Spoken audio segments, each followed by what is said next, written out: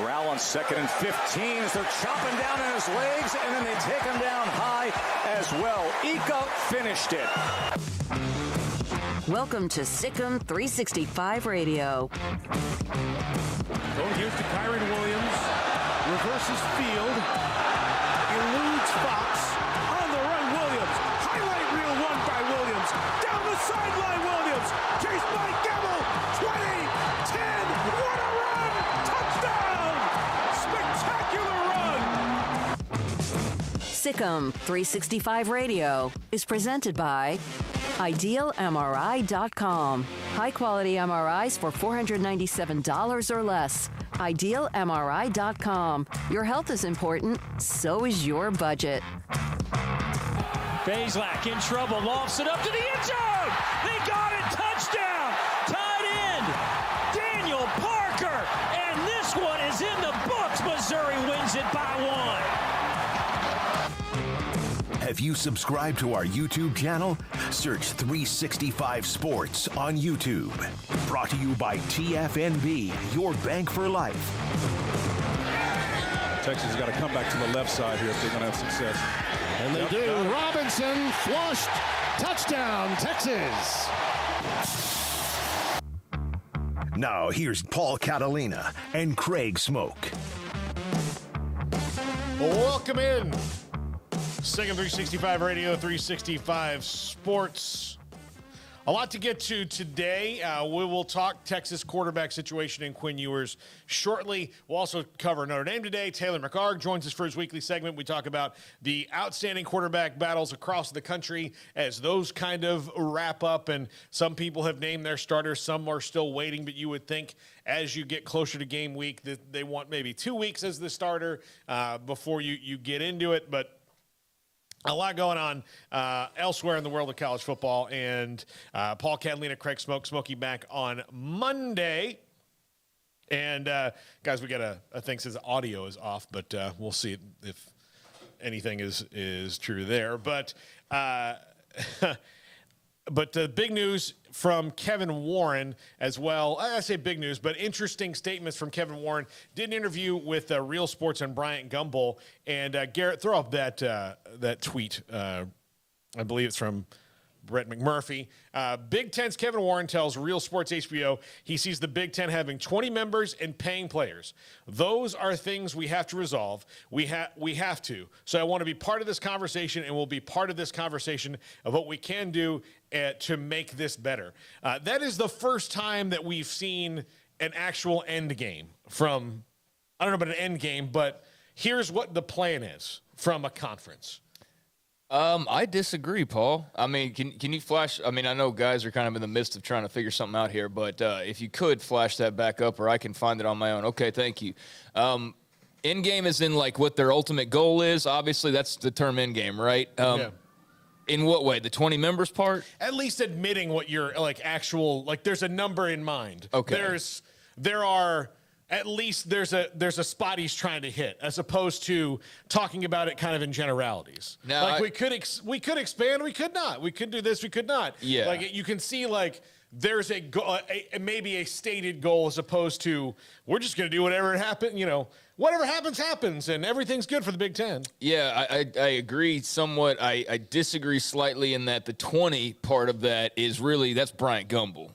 That's Bryant Gumbel asking Kevin Warren, could you foresee 20? And he goes, yeah, I could see, perpetual and future growth. So the 20 part, I'm sure some people are going to get hung up on. Yeah. That was Bryant Gumbel's 20. If he had said 24, I think Kevin Warren says the exact same thing.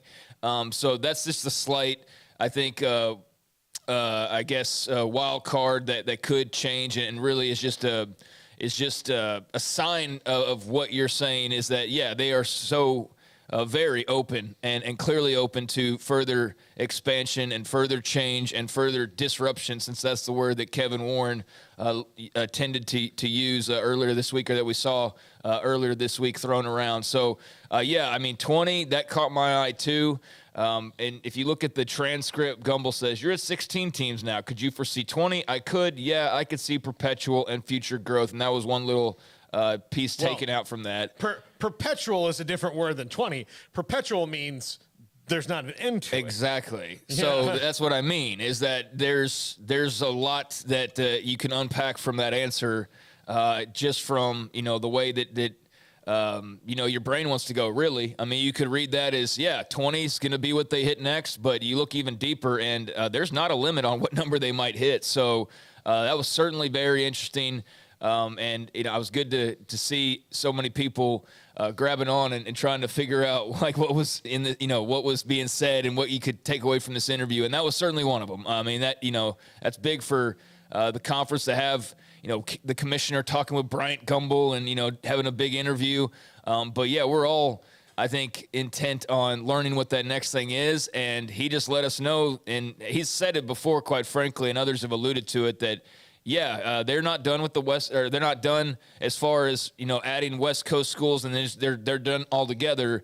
But the question now becomes, okay, where do they move? Mm-hmm. Some people seem to assume that will be further on the West Coast, and that's why you hear the constant Cal, Stanford, Oregon, some combination of that. Of course, the wild card also involved in that is Notre Dame, and that will always be, mission number one, priority number one.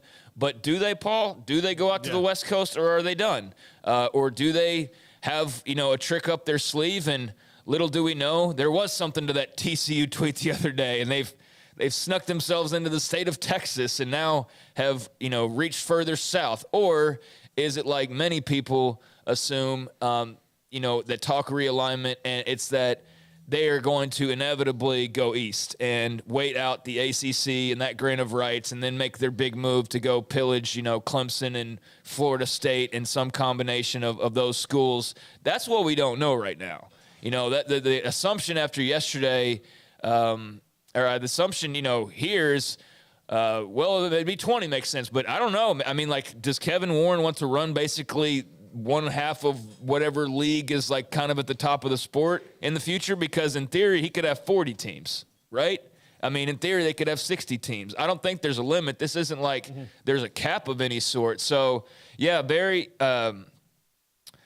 interesting answer, just in that it leaves all of the possibilities out there free and open to interpretation and to the imagination. So, yeah, I don't know what that means exactly. All I do know is that it means that they are not stopping right now or plan on stopping anytime soon. And that's notable for everybody around the country that's not locked into an SEC deal right now, or a long-term grant of rights in the ACC. And even those teams still have to have their curiosity piqued. Yeah, I had an interesting conversation with a friend of mine today who had sent me like a text about reported endowments from each school in the Big 12, and Texas has this gigantic university-wide. It's massive. It's like Stanford. Baylor's is over $1 billion. Baylor's is close to 2, I think. Okay. It's like, so they've got some big money. Kansas State's was kind of low, and so was West Virginia. I think I saw this tweet actually. Yeah. And again, I'm not sure like the exact information and all was that. Was it updated in August of 2022 or Yeah. So like what it actually is, but it led us down a conversation of this is why like some schools are more scared about realignment than others. And if you have a smaller endowment and can't really, and need to be partnered with somebody, it can be tough. But you mentioned the grant of rights. And like I was telling about the TV deal, like what Bob Thompson said, is that in 2030, you talked about it yesterday, in 2030, when the Big Ten is up again, this thing could get real interesting because you could start negotiating out where it's more reasonable. So if you want to add those teams like Clemson and Florida State and from the ACC, and you're the Big Ten, you can say, well, in this first part of the deal, this is what we'll do. And then in 2036, or whatever, we're going to add these teams, and then that's going to happen. Because right now, it's not reasonable to negotiate with the ACC. Not because, yes, say the Big Ten say they have to pay $1 billion out from the conference to buy out, the exit fees. Well, the exit fees aren't really the big issue because that's just cash. What would happen is if you pay the exit fees and then they come in, you still don't make any money on them on television until the end of that grant of rights. So it's not worth it to you to pay out and then get nothing back until the grant of rights is over, which is why Texas and OU are perfectly willing to ride out a couple years, because them leaving early might be fine for them, but it wouldn't be fine for the SEC because they're not getting any of that money for a couple years. Now, I do think that as that winds down and makes it maybe a year, then that's palatable. But if you're talking about 3 years of no television rights from 2 of your big new schools, then no, you're not going to do that, because it doesn't behoove you to help them get out of it if you get $0 back for 2 or 3 years. That's what a lot of people lost in the whole, well, why don't they just cut a check and leave? Well, they can't just do that. Like, they could cut a big fat check, and okay, that takes care of one part. And then you go to the SEC, and guess who's making money off of every game you play?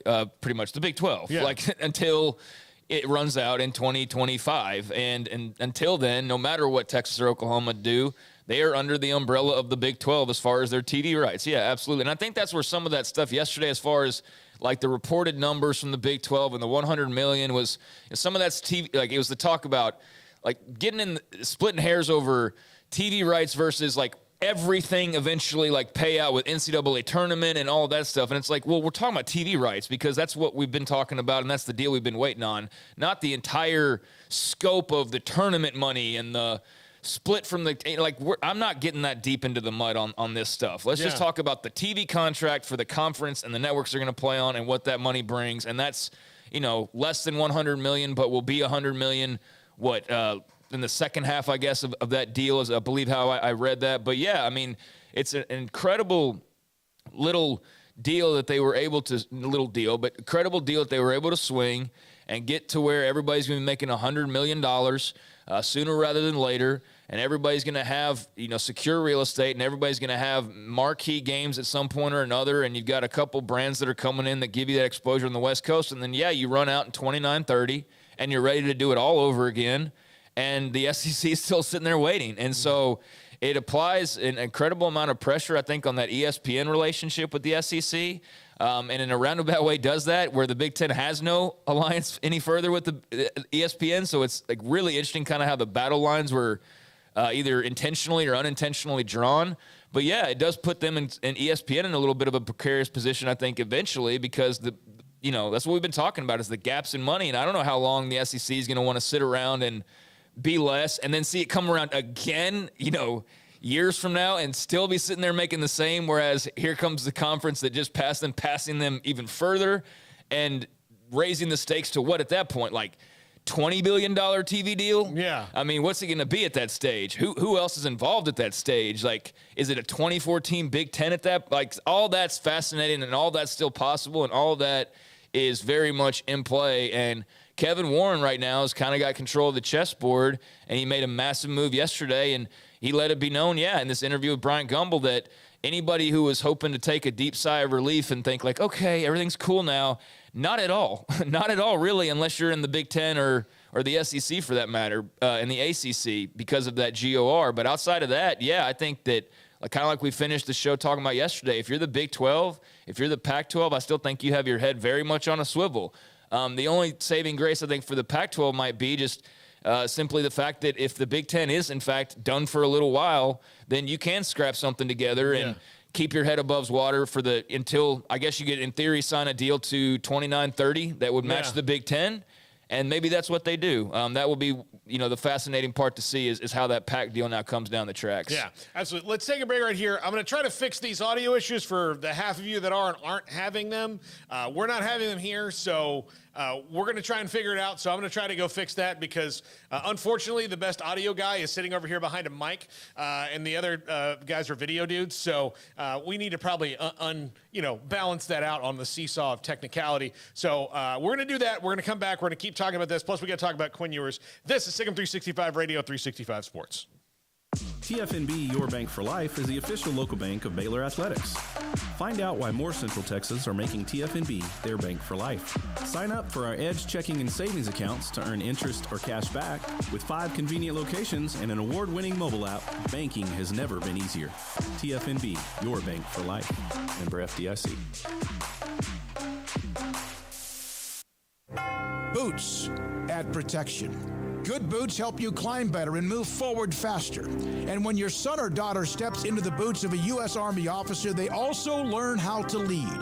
In these boots, they'll gain more confidence with expert training in one of more than 150 occupational specialties. In these boots, they'll stand a little taller and lead a team with diverse backgrounds and areas of expertise to successfully accomplish whatever challenge comes next. In these boots, they'll earn respect with valuable experience from day one that will give them solid footing for success into the future. Highly qualified candidates who earn a spot on our team can receive comprehensive health care coverage, college tuition assistance, and a bonus of up to $40,000. See all the things your son or daughter can achieve in our boots at GoArmy.com. U.S. Army Waco Recruiting Company, 254-598-8131 or 254-776-1543.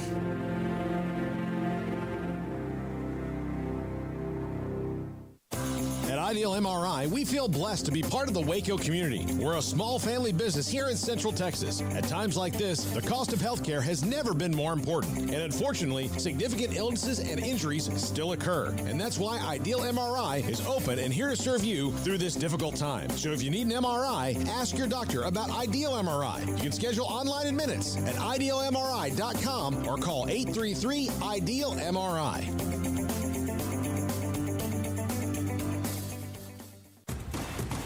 Hey, this is Bryce Petty, former starting quarterback and two-time Big 12 champion, and I know firsthand the importance of being in top shape both on and off the field. So listen up, men. If you're feeling beat down day in and day out and looking for that high-performance edge that separates the men from the boys, then look no further than the Petty Clinic Low T in Waco. Petty Clinic is a comprehensive men's healthcare clinic with an atmosphere catering to men. Board-certified Dr. Kent Petty has a special interest in offering the highest quality medical care to men of all ages. Some of the services offered include screening and treatment for low testosterone or thyroid, infertility, high blood pressure, diabetes, high cholesterol, sleep apnea, while offering comprehensive wellness exams and complete men's health lab panels. High performance men, remember, it's not just a Petty thing. This is Bryce Petty, encouraging you to reach out and Google search Petty Clinic Low T or go to pettycliniclowt.com and get your complimentary lab screening today.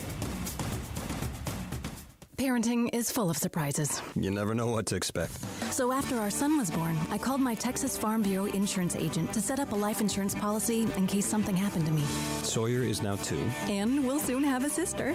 There's no one else I would trust with protecting my family. Stop by and see our agents at one of our 3 McLennan County locations. Coverage and discounts are subject to qualifications and policy terms and may vary by situation. Welcome back to Sikkim 365 Radio. The 3 o'clock hour is sponsored by Waco Custom Marketplace. Meats, sweets, Texas treats, and a cut above the rest. 425 Lake Air Drive, Waco.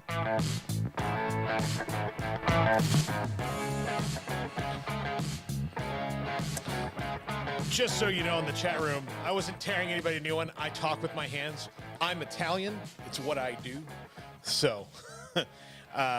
but just continue to let me know if it's all going right for you. We'll try to fix it up. But Craig, sorry we had to cut that segment short, but we do need to get into Quinn Ewers here in a second. Please tell me at least some people heard that segment. Yeah, they did. Like we all did here. Like we can't. Yeah, so we're working on it. We're doing it on our end. We've got a partnership with a television station here, and they're also helping it. It might be some of their equipment. But yes, people heard that segment. It was a good segment. It was a great segment. Let's talk about Quinn Ewers.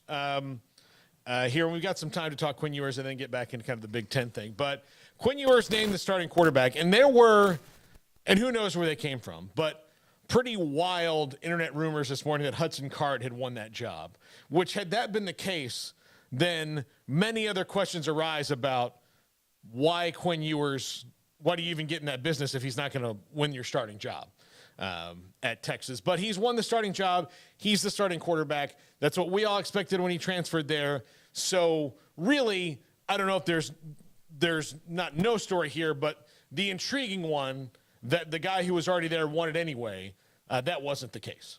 Yeah, I mean, there was things going back, I guess, even a couple of days ago, just various, screenshots off Texas message boards. I guess Aggies or Sooners or whoever pays for those things, that they, spy or their friends pass them along or whatever. But, screenshots leaked of just sort of the discussion that was happening and kind of the reactions of Texas fans. And I didn't ever see enough to get much of a good grasp on kind of how the fan base felt or a majority of the fan base felt overall. But, yeah, it would certainly be a crazy situation to have all of this hype for one guy in particular and then have him come onto campus only to just sit behind the guy who was already on campus. It it would have been a very odd ending if that's the direction that Texas had headed. And it appeared, to your point, like the last couple of days, various Texas writers and then subsequently message board folks and all of that were passing along that their people were hearing that, Hudson Card might have the edge or was the leader, that kind of a deal. So that led to, a lot of speculation for a good 24, 48 hours. But, yeah, then just Brian Davis, the way he put it, was just kind of an abrupt announcement took place. Yeah. It wasn't like, Sark took the podium and made his announcement and then they sat and took questions or any type of a typical press conference sort of deal. He said he just kind of said it. So I don't know why it was perhaps awkward in the eyes of reporters, but regardless, it's not Hudson Card. It is Quinn Ewers. And so any fear of, this big investment or this shiny superstar that you've added this offseason not being the guy and creating this weird situation to where, okay, how does this work if it's Hudson Card, who's still got plenty of time left, and then here's Ewers, who technically should be a freshman, and then, that Manning's coming down the pipe as well. So how would that all work? Well, fortunately for Texas fans, they don't have to really fret too much because it is Ewers. And, with that, I think, for me, my initial reaction is if there wasn't all this Hudson Card buzz for a little while beforehand, and there wasn't, I guess, as Brian Davis described it, sort of a strange way to announce it, I wouldn't think anything of it. I would just think okay, that's what was supposed to happen. That's what I expected to happen. Of course it's Quinn Ewers. And I'm excited to finally see him play and not just hear about how great he is. That's my general reaction, and would have been without all the other scuttlebutt. With that scuttlebutt added in, I'm still mostly that same reaction of course it's Quinn Ewers, and of course I can't wait to see him finally play and stop hearing about him. But it does make me think it's kind of weird though, how close I guess Card appeared to be, and I'm trying to just figure out if that's just training camp mumbo jumbo, or if I'm curious if it was really that close as it appeared to be, or if. And maybe it was. I mean, maybe that's just a testament to the player that Hudson Card is. I mean, he's no just sorry player that just managed to find his way to playing time in Austin. So I wouldn't be super worried about it. I think the problem for Texas just in general is that there was just so much freaking hype for Quinn Ewers that if it wasn't him, no matter the reasoning, it was going to be why was it not? And so it put them kind of in a strange position to where you add in the fact that Hudson Card was reportedly leading, and then Sark's kind of, I guess, weirdly timed announcement, and just all the scuttlebutt, and it just makes it kind of seem strange, whereas it should just be the foregone conclusion. And so I don't know if that means anything in the long run. I don't know if that means anything for their locker room or anything like that, but it was just kind of awkward. But ultimately, Quinn Ewers is the guy. It's the announcement we've been waiting for ever since he transferred into UT, and basically as what would be age-wise a true freshman, he's going to be taking the reins, and, well, he's going to be seeing, the best of the best almost right out of the gates. And so there was some thought, hey, feed Hudson Card to the Lions of Tuscaloosa early on and then let Ewers, ply his trade after that, but he's going to go straight out of the gates, and I am fascinated by what comes next because we have had to wait so long to see this young man actually suit up and play, and we're finally going to get to see it here in a little over a week, and I can't wait to see how that unfolds and then how the story plays out after that with Card and Manning and obviously Ewers. Is he really that dude? And Malik Murphy. And there you go. And then here I go forgetting Malik Murphy like everybody else. Yeah. I mean, and look, this is a guy who when Sark brought Malik Murphy in, Malik Murphy's the dude. That's that's the future. There you go. Salad days are here again because of Malik Murphy. And then before you can say go, they get in the Quinn Ewers well, that's game. That's the thing about the recruiting side of college football coverage that, we do it and our site does it and everybody who's plugged into college football does recruiting stuff. But it's where I do find it to be a little bit ridiculous is, okay, at one point in time, you got Hudson Card and people were, I would imagine, pretty much thrilled over that. I don't know if he was everybody's number one choice or whatever. And you got Malik Murphy and same sort of scenario. People are thrilled to have that guy and you celebrated that. But then you go and you get Quinn Ewers, and it's like, oh my God, here's Quinn Ewers. Everybody and so it's on to the next guy. And then you get Arch Manning, and then it's, oh my gosh, he's the future. And then I see an article the other day, and it's like, can't wait to check out this 2024. And it's like, it's always the next guy. You know what I'm saying? It's always the next guy that you're just teasing people with. And so, Arch Manning's not even on campus yet, and we're talking about the guy after him, and they got this whole situation right in front of them that's not, I guess it's more figured out today, but there is going to be a jumble very soon with Murphy and Manning and Card and Ewers, and I'm curious to see how all of that will play out ultimately. But for right now, the big important decision, yes, is the starting quarterback, and that is Quinn Ewers, and I don't think that comes as a surprise to many people, but it is of interest that, Hudson Card made it a competition, and I'm sure Murphy did to some extent as well, but I think most people probably feel like me of, we've just heard so much at this point, and we do have to be reminded that, yeah, he's still very young. It's not necessarily his fault that Ohio State wanted to pay him big money out of South Lake Carroll,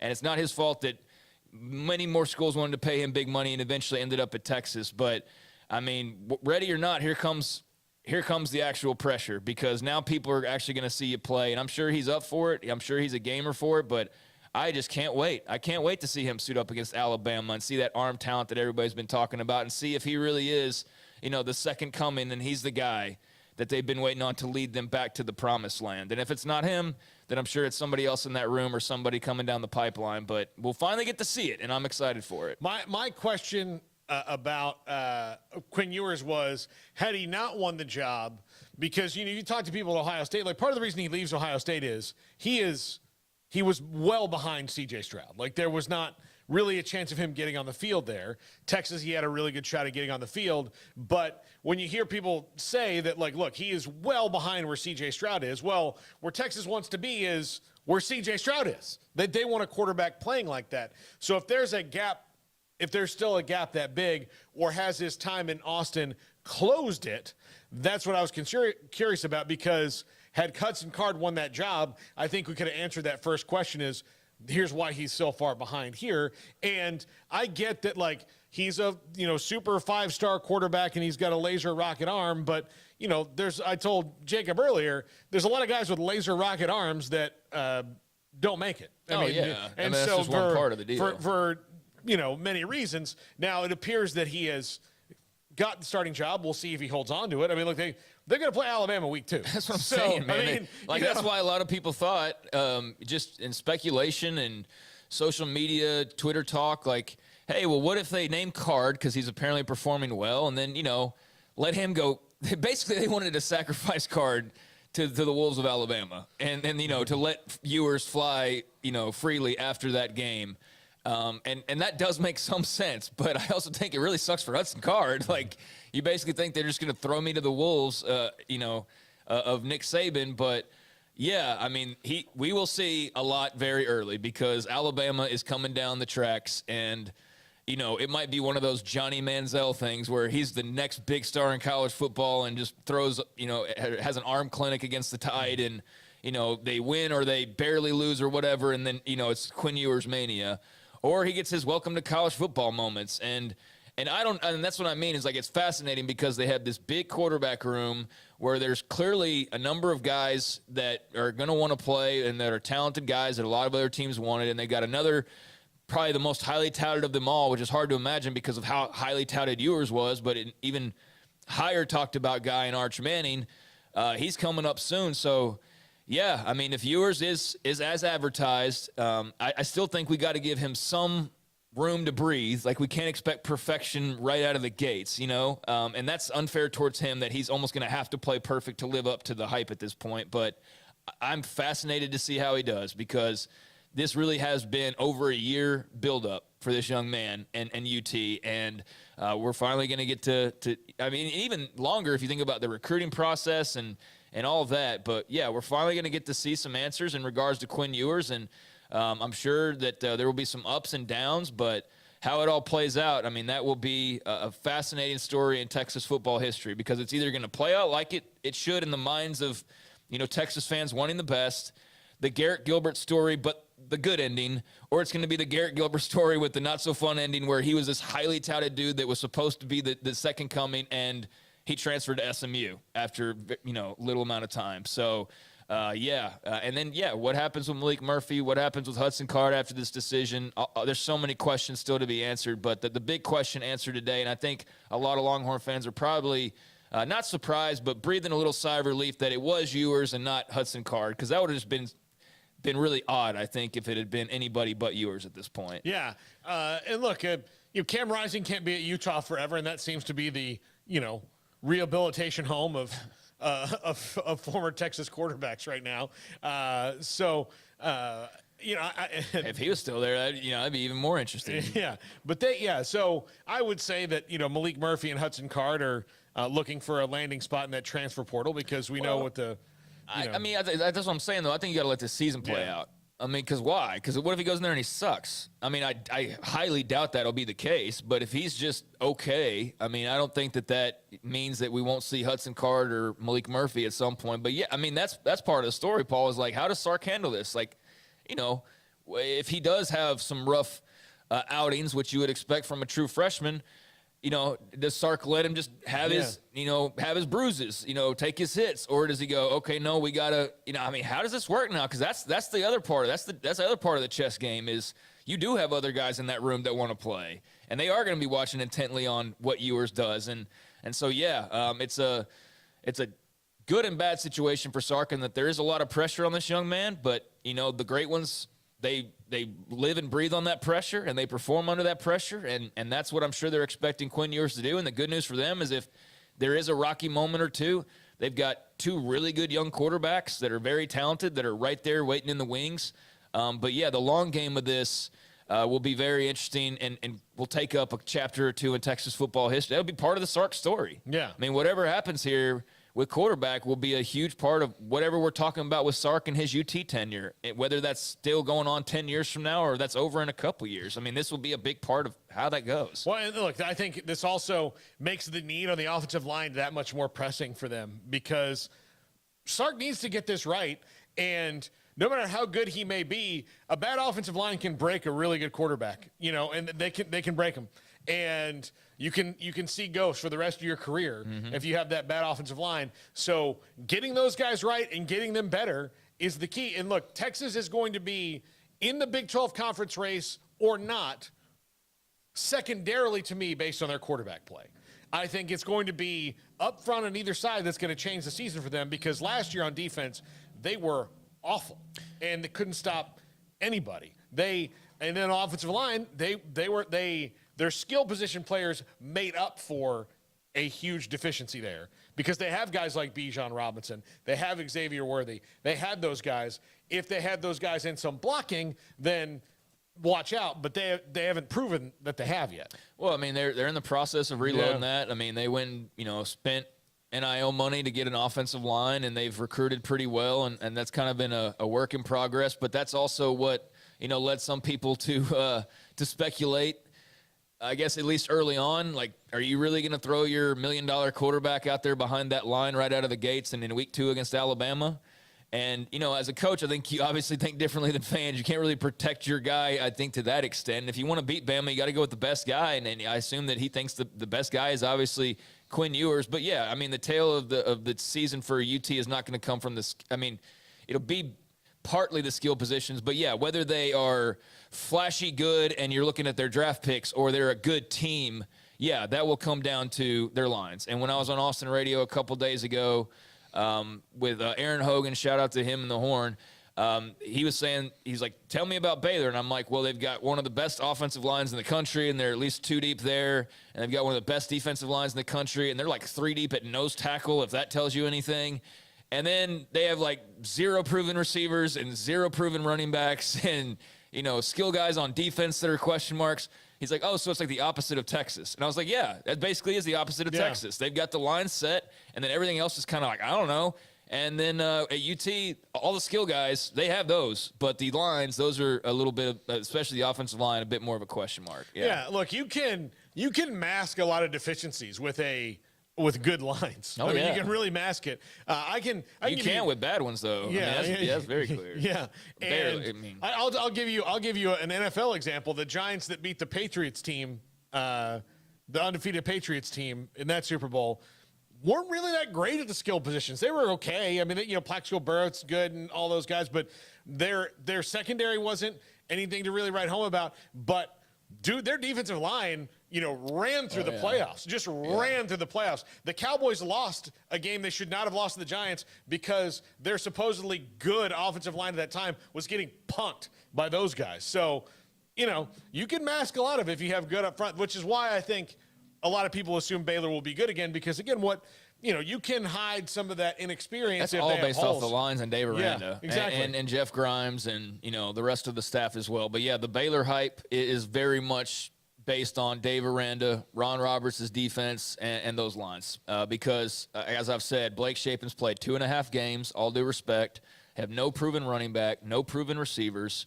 I think defensively on that side of the ball, there are some questions that I think are a little easier answered maybe than on the offensive side. Like, I don't worry so much about them finding a safety, although, which safety are we talking about? I think Christian Morgan is replaceable, and that's why he's still on the team and he's already been replaced. I mean, he's not in the starting lineup, whereas JT Woods, that's a little more of like, I don't know. But I trust Aranda and them to figure that out. I think, the way that they've recruited the last couple years, I don't worry too much about defensive back. But, yeah, they've definitely got questions. Like, the people that are just like, Baylor, Big 12. I'm not ready to go all in on that. I need to see them play a little bit at this point. I've said my record for them is 8-4. And I think that's my bottom threshold, but that's also kind of as high as I want to go. That's where I'm sitting with Baylor right now. Yeah. So, it's going to be very interesting here in about a week. All these things we've talked about with the Bears or the Longhorns or whoever, can't wait. I can't wait. It's finally going to be around the corner, and we're going to see the answers to some of these questions. But the Texas Quinn Ewers story starts now, and it's going to be a huge chapter for them, and Steve Sarkisian in particular. Okay, I missed this super chat, but I hope we've answered this question, and I'm going to read your pun. So totally worth for the Moe's dude. This on a $20 super chat. What's in the cards for UT this season if you were to predict? Very nicely done. Yeah, very nicely done. Yeah. You pay $20, I will read your pun. Yeah, no kidding. I mean, if that's just asking that question, I don't know, man. They're a question to me just because of really Quinn Ewers. If he's as advertised, then he's got fun toys to play with, and I think that even if the offensive line isn't great, that Sark is about as good as you can possibly find as far as an offensive mind goes, and he will find ways to have them explosive, and they might not be able to necessarily grind out drives over and over again, but they can hit you with those quick shots that I think will, keep teams off balance defensively. I know there's some questions there. So I don't know, man. I don't really I'm not in with them in Big 12 championships. I just haven't really felt that, but I do think they're an 8-9-ish win team if things go well, and I'm really hesitant to go far beyond that. And I don't really think that they should be too much lower than that. I think maybe you could pass off a 7-win season with Ewers. Do you think that would be acceptable? Well, considering that last year they had 5. Yeah, that'd be growth, yeah. You have to grow. And depending on how he plays. Well, one of the things also, they might have gotten a couple transfers, but, one of them is not going to play this year in Isaiah Neor. And that was a huge hate that loss for them. That's a gut-wrenching loss. It's a gut-wrenching loss because I want to see Isaiah Neor play at this level. He's been at Wyoming. I want to see him play in the Power 5. I think that their fans need to be ready for the fact that, they could be better, but I don't think you can fool themselves into say that they have the depth that some of the other teams that have done this before in the Big 12 and around the country do. I think that's going to be the stark difference against Alabama, because historically in games like the ones against Alabama, the Longhorns will play their asses off. They'll do really well, and they'll make a great showing. Notre Dame, Texas is back, if we'll remember the Tyrone swoops. They're really one of the only teams that made Joe Burrow sweat at all. Nearly beat LSU. Yeah. So, but if not for a couple of Joey Magic throws in that game, we might be singing a different story about the 2019 team. But what got them in that game, and I think what will eventually get them at Alabama, is the depth that LSU had then, the depth that Alabama will have now, is deeper than what Texas has. Yeah. So again, depth is what's gonna mess them up because you're gonna have injuries. Yeah. It's not. I think they're gonna high score with folks. I think they're Yeah. gonna be, it's a high scoring offense that is able to win shootouts. But yeah, I'd probably go like the 8-win range right now. I think. What do you guys think? That's about fair. Yeah. 7-5. You go, okay, 7-5. Yeah. I think that's about fair for them. Yeah, I mean, like you can. There's going to be a game that they're probably going to have like Oklahoma last year, where they jump out to a big lead and lose, and then there's going to be another game where the offense probably stalls and they lose that kind of game because there's inexperience all around, and then there's going to be a game where you're like, holy crap, they really took it to Oklahoma State, who is supposed to be better than them, and then that's going to make people go, oh, holy cow. I do think this, and then.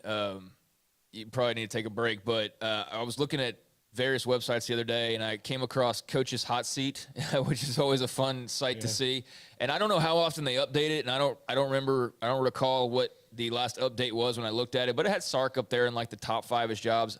I don't think he's getting fired under any circumstance this year outside of a personal issue, which, knock on wood, I don't want that to happen, or they go like 2-10.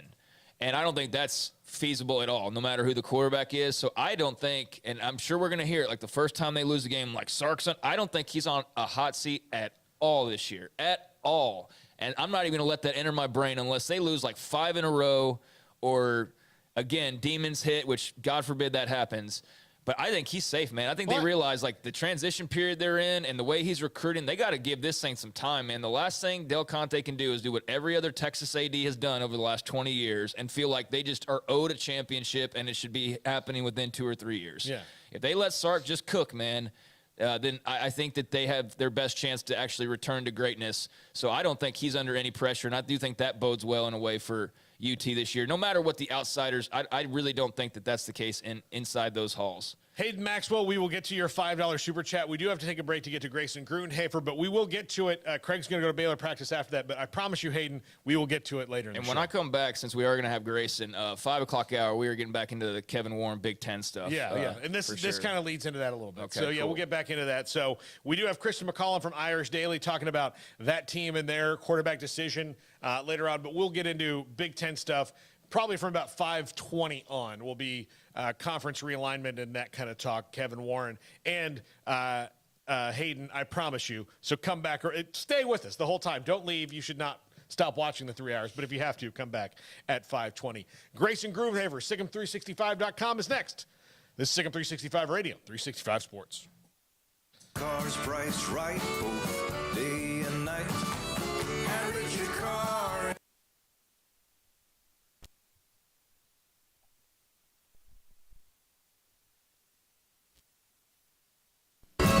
Cars that zoom with lots of room. Average your car in Texas. Count on us, a dealer to trust. Average your car in Waco, Texas. One size fits all. That may be all right for an adjustable belt or cheap sunglasses, but when it comes to your financial needs, no one wants a one-size-fits-all strategy. Ben Erlinson, your Edward Jones financial advisor, knows that his most important goals are yours. That's why he takes the time to understand your needs, knowing you. That's how Edward Jones makes sense of investing. Ben Erlinson, 100 North 6th Street in Waco, 254-759-8533. Edward Jones, member SIPC. Did you know the average American pays over $500 a month for their car payment?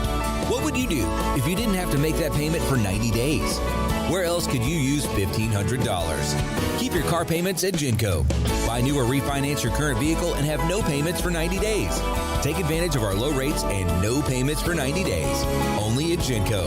Subject to credit approval, membership eligibility, and loan policies insured by NCUA. My money, my future, my credit union. Genco. It's summertime. There's picnics, reunions, cookouts, and so much to do. And Waco Custom Marketplace on Lake Air Drive in Waco is your home for the butcher shop that can help you with beef, pork, poultry, and seafood.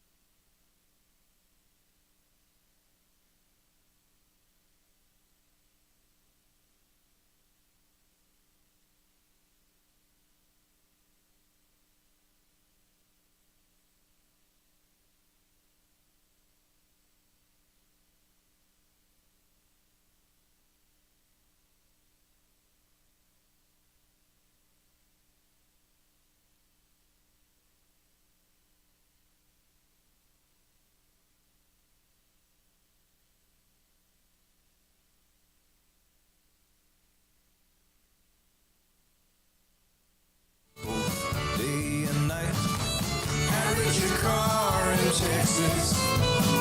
Trucks built for you, red, white, and blue. Average your car in Texas. Cars that zoom with lots of room. Average your car in Texas. Count on us, a dealer to trust. Average your car in Waco, Texas. One size fits all. That may be all right for an adjustable belt or cheap sunglasses, but when it comes to your financial needs, no one wants a one-size-fits-all strategy. Ben Erlinson, your Edward Jones financial advisor, knows that his most important goals are yours. That's why he takes the time to understand your needs, knowing you. That's how Edward Jones makes sense of investing. Ben Erlinson, 100 North 6th Street in Waco, 254-759-8533. Edward Jones, member SIPC. Did you know the average American pays over $500 a month for their car payment? What would you do if you didn't have to make that payment for 90 days? Where else could you use $1,500? Keep your car payments at Genco. Buy new or refinance your current vehicle and have no payments for 90 days. Take advantage of our low rates and no payments for 90 days. Only at Genco. Subject to credit approval, membership eligibility, and loan policies insured by NCUA. My money, my future, my credit union. Genco. It's summertime. There's picnics, reunions, cookouts, and so much to do. And Waco Custom Marketplace on Lake Air Drive in Waco is your home for the butcher shop that can help you with beef, pork, poultry, and seafood. They are spectacular at being able to deliver you whatever cut of steak you want. Bone-in ribeye, however thick you want it, that's great. They'll do it. Sirloin, T-bone, porterhouse, bacon wrapped filet. And of course, as I mentioned, they have pork, poultry, and seafood. Their Norwegian salmon is spectacular. Also, all of the sauces and seasonings you'll ever need, all the ingredients you'll ever need to make sure you have that perfect, flawless taste. So it's delicious whenever you take something off the grill. And a full-fledged bakery as well, with fresh baked bread and kolaches every single day. Up and down the aisle of Waco Custom Marketplace, you also have what you need, from knickknacks to snacks to more, at 425 Lake Air Drive in Waco, Waco Custom Marketplace.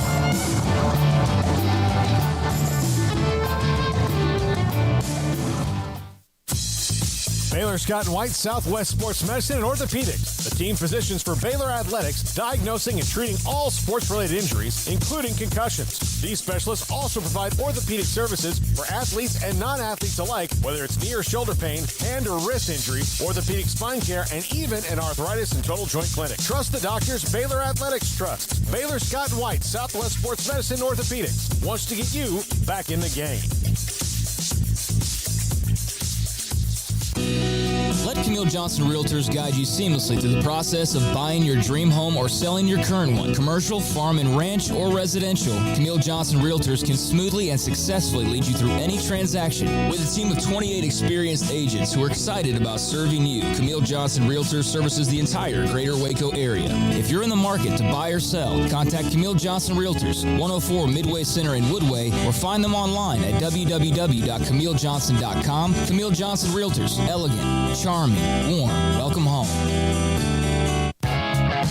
Welcome back to Sikkim 365 Radio. It's time for our weekly segment with Grayson Grundhafer of Sikkim365.com. Brought to you by Pioneer Steel and Pipe, where customer service is their main focus, and best in metal, steel, and pipe for large or small projects, with 2 locations in Waco and Bryan. Family owned and operated since 1943.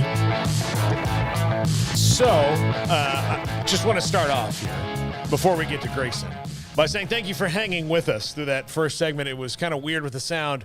We have some new pieces of equipment that are not ours, and we got an announcement coming Monday about why we have these new pieces of equipment. We've got big doings happening here at 365 Sports and Sikkim 365 Radio, but that piece of equipment, which none of us are really all familiar with, was acting up, and we had to call the person who it belongs to get them to help us walk through the issue. So thanks for hanging with us, and we certainly appreciate that. Craig, you wanted to read something real quick before we got to Grayson. Yeah, I just wanted to respond to it text quick, and I don't know if I can stick to the end of Grayson's, so we'll hurry it up. But yeah. I did see somebody in the chat, and I couldn't catch the name scrolling through, but watch everybody once, like Ewers doesn't turn out to be good, everybody will say, I told you so. Like maybe Colin Cowherd and some of those dudes will say that. I promise you right now, the day that Ewers, about Sark, I'm sorry, it was about him getting fired. Once he gets fired later this year, that everybody will say, I told you so.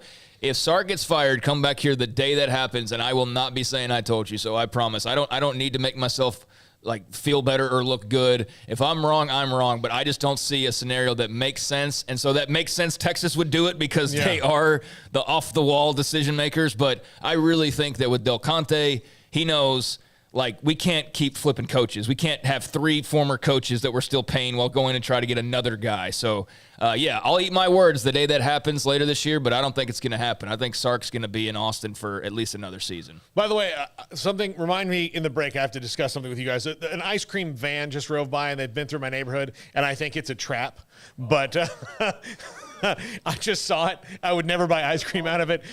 Grayson, sorry for that lead-in, but I saw it and I had to mention it to alert the public that it's not an ice cream truck. It's just a van with pictures of ice cream that plays sounds on the outside. So beware of that. Grayson Grunhafer joins us now. He would never be in a van like that or anywhere near it. Sikkim365.com recruiting analyst. And Grayson, we've been talking Quinn Ewers for the first part of the show. Would you have been just floored had he not been the starter? Oh, yeah, absolutely. I mean, it was one of those things where I think the moment that he decided he was going to Texas, it was kind of a foregone conclusion that he was going to be the starting quarterback there. I think the interesting part was that I really wasn't that high on Hudson Card coming out of high school. And then what I saw last year, I wasn't that impressed either. So for them to make that decision just kind of made me think, man, they must have zero confidence in their offensive line if they're going to go with the guy who's a little more athletic. You know, Hudson Card, really, really good athlete compared to Quinn Ewers.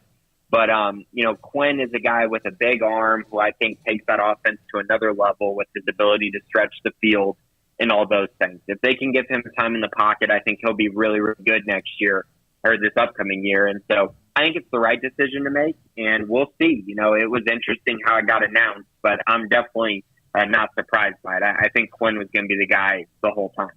All right, Grayson. Albany right around the corner. Finally, next week we'll be able to start talking about a game, albeit a game that I don't think anybody is fearing, that it should be quite the fun, like, hey, go, pay the team $200K to come take a butt whooping and then move on at 1-0 is kind of what everybody expects week 1 will be. But at this point in camp, I mean, the grind's been so long. What is still standing out to you at this point? Because Baylor doesn't have a big starting quarterback decision to make. Their lines are all cemented. I mean, where are you looking for news at this point? Yeah, I think that the big positions that you're looking at are running back and wide receiver, just trying to solidify those things. I think we have a pretty good grasp on who the guys are going to be at those positions. But getting those locked in, I think, is going to be really important. And also, I think we always talk about the talent and who's the most talented guy and who's going to be the guy that is a game breaker in the offense. And I think the more important part is who's built a really good relationship with the starting quarterback, Blake Shapen. And if he's able to trust guys, I think those are going to be the guys that play. And maybe not necessarily the guys who are the highest rated coming out of high school or anything like that. It's going to be the guys that have that best connection with Shapen. So I'm looking forward to seeing how those guys improve and if they emerge over the next week or so.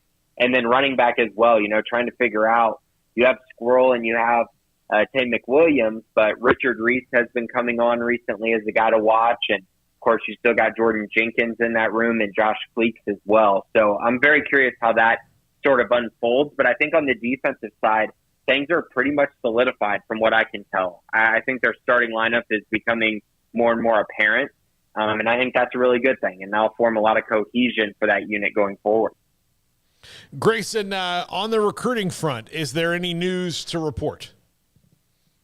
Yeah, nothing really. It's kind of one of those periods, and we've talked about this a little bit, but Baylor's at a point right now where they can be really, really selective with the guys that they show a lot of interest in and the guys that they really pursue to close out this class. And when you're at 24 commits, that typically is what happens. So I think they have about 2, maybe 3 spots left, and I think they're going to use those on guys who maybe not necessarily that they aren't on the radar, but more so that they might be committed to other schools or have a big offer list, or guys that Baylor gets in on late and are able to get on campus for an official visit, maybe during the fall or something along those lines. So I think that's kind of where Baylor's at right now on that side of things. They're really focused on 2024 because the dead period ends here in the next 2 weeks.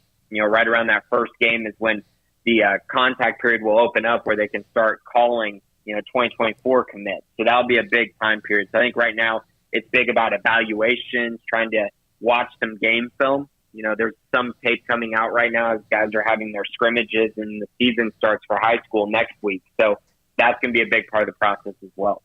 Do you still feel like they'll end up with a top 2025 class? Yeah, with ease. Yeah, absolutely. I mean, the top 25 part is almost already solidified. We've talked about that, but 220 points, I mean, you get to that number, and I think it's in the last 5 years, only 5 teams have not made the top 25 with that many points, and Baylor's already there. So for them to not finish in the top 25 would take an anomaly, essentially. Grayson, you followed the recruitment of Austin Novosad really closely and, obviously talked with him plenty of times, and he finally, shut it all down a week or two ago. How has that impacted this class? Has it just further solidified things, or was it always just kind of known by those guys committed that was ultimately going to be the case? Yeah, I mean, I think it solidified things, but I would also say that if you ask the guys who are committed in the class, I think they all felt really good about Austin remaining a Bear. And I think Austin felt good about himself remaining a Bear, even though he took visits and got multiple offers from, high-end schools. But for Baylor, in order to land a guy like that, you're going to have to fight some battles. And they did that, going up against Ohio State, Notre Dame, and Texas A&M, especially A&M where he's a legacy. That's a big deal. And Baylor was able to solidify things with him. And I think he's very comfortable with his decision and very excited about the future of the Baylor program as well. I know that he's going to be focused on the offense and trying to see how it develops and grows under Blake Shapen. I keep hearing, multiple media guys saying, what's Baylor going to do offensively? How are they going to, replace Gary Bohannon? And I just, I don't think a lot of people in the national media realize, how decisive it really was that Blake Shapen won that job, and that Shapen is an upgrade there and a guy who can take this offense to another level. And I think sometimes the national media discounts those things. And we talked a little bit about this when we were in the studio this week, but Baylor's offensive line and defensive line is something really, really special. And it's something that really happens only to the Alabamas and the Georgias and the Ohio States, where you have legitimately a top 5 group on both sides. That does not happen often. And I think they're going to do everything they can to create a really clean pocket for Shapen and allow him to take shots downfield. And I know Austin in particular is really going to be paying attention to that, because he's a guy that really wants to play in an offense that is going to run the ball well, but also give him opportunities to take shots downfield. Grayson, finish this sentence. The first freshman that Baylor fans will notice will be blank. True freshman? Yeah. Yes. Okay. Armani Winfield. I thought the that's wide what receiver. I think that he's probably the guy that when you look at kind of how things have unfolded, I think he's going to be inside that top 5 or 6 group at the wide receiver position.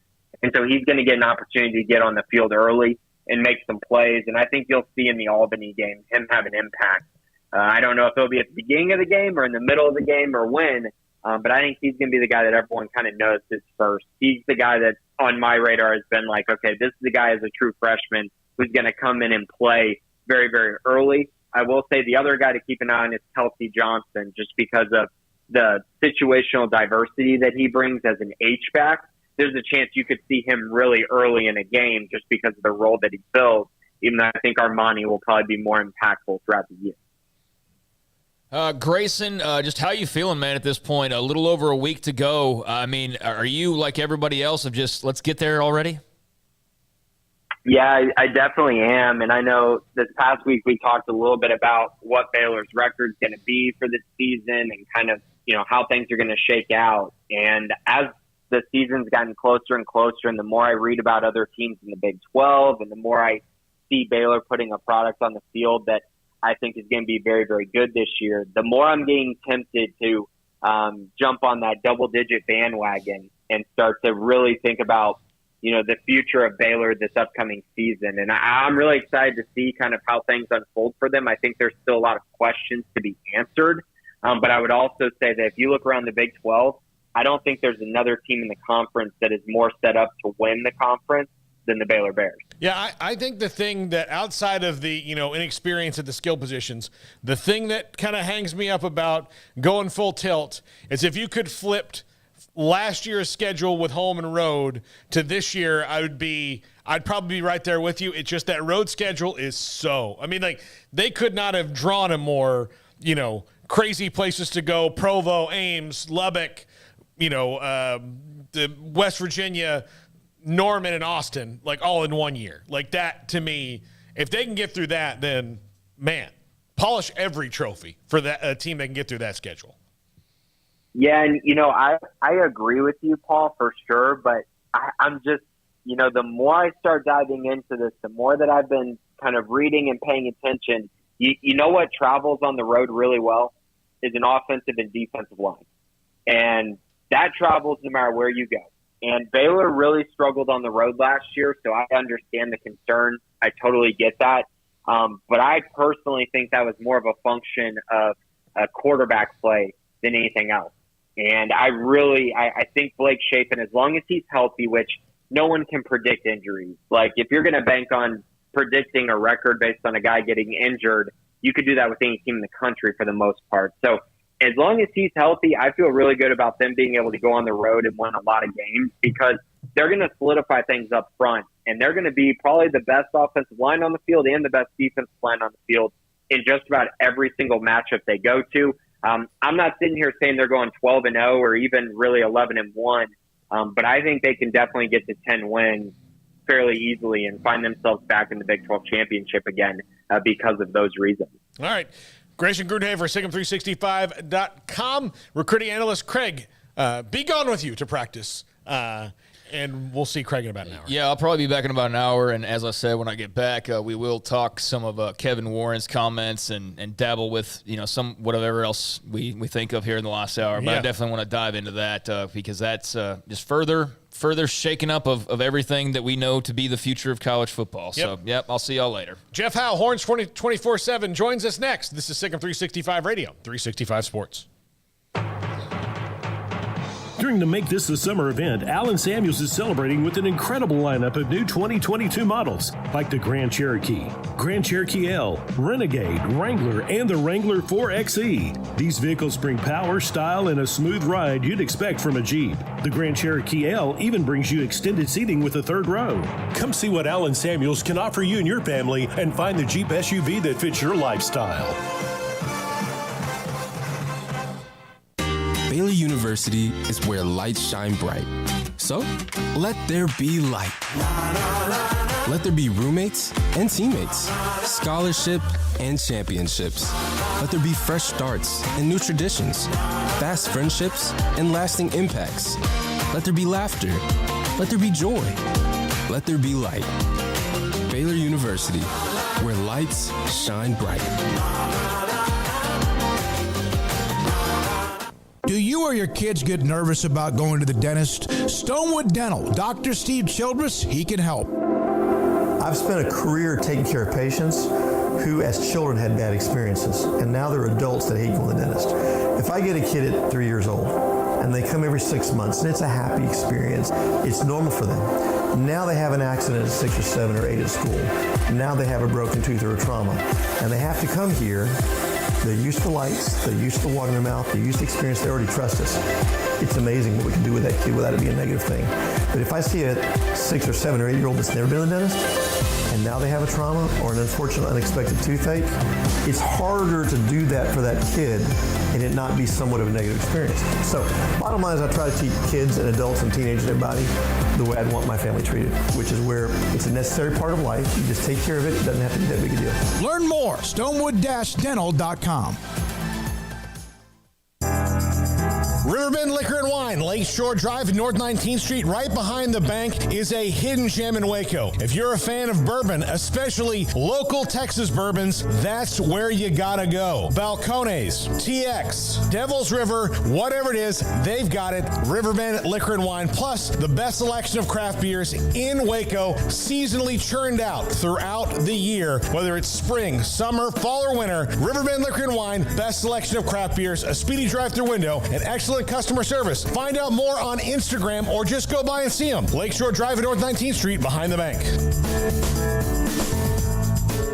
From the first workout to the last practice, sports is an incredible and rewarding challenge. Hi, everyone. This is Dan Ingham with the First National Bank of Central Texas, and we're proud to support each athlete, every parent, and our educators. From families, small businesses, to the biggest industry, we're here to help. With remarkable products like mortgage lending, we've got banking ideas that fuel big dreams. The First National Bank of Central Texas. Familiar faces making local decisions. Member FDIC, Equal Housing Lender. In the market for a quality metal building? Since 1943, Pioneer Steel and Pipe has helped Central Texas residential and commercial customers with metal building design, panel options, building components, and trim options. Pioneer Steel and Pipe's residential line is energy efficient, offers low maintenance, reduces insurance payments, is impact resistant, and carries up to a 45-year limited warranty. In addition, they can also help you find a metal building contractor for your project. Pioneer Steel and Pipe with locations in Waco and Bryan and at pioneersboys.com.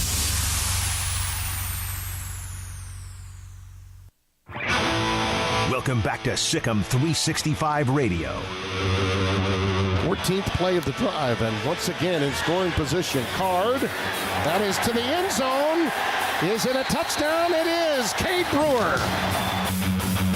The 4 o'clock hour is sponsored by Boozer's Jewelers, the wedding ring store, specializing in custom jewelry and repair, all in-house. Now here's Paul Catalina and Craig Smoak.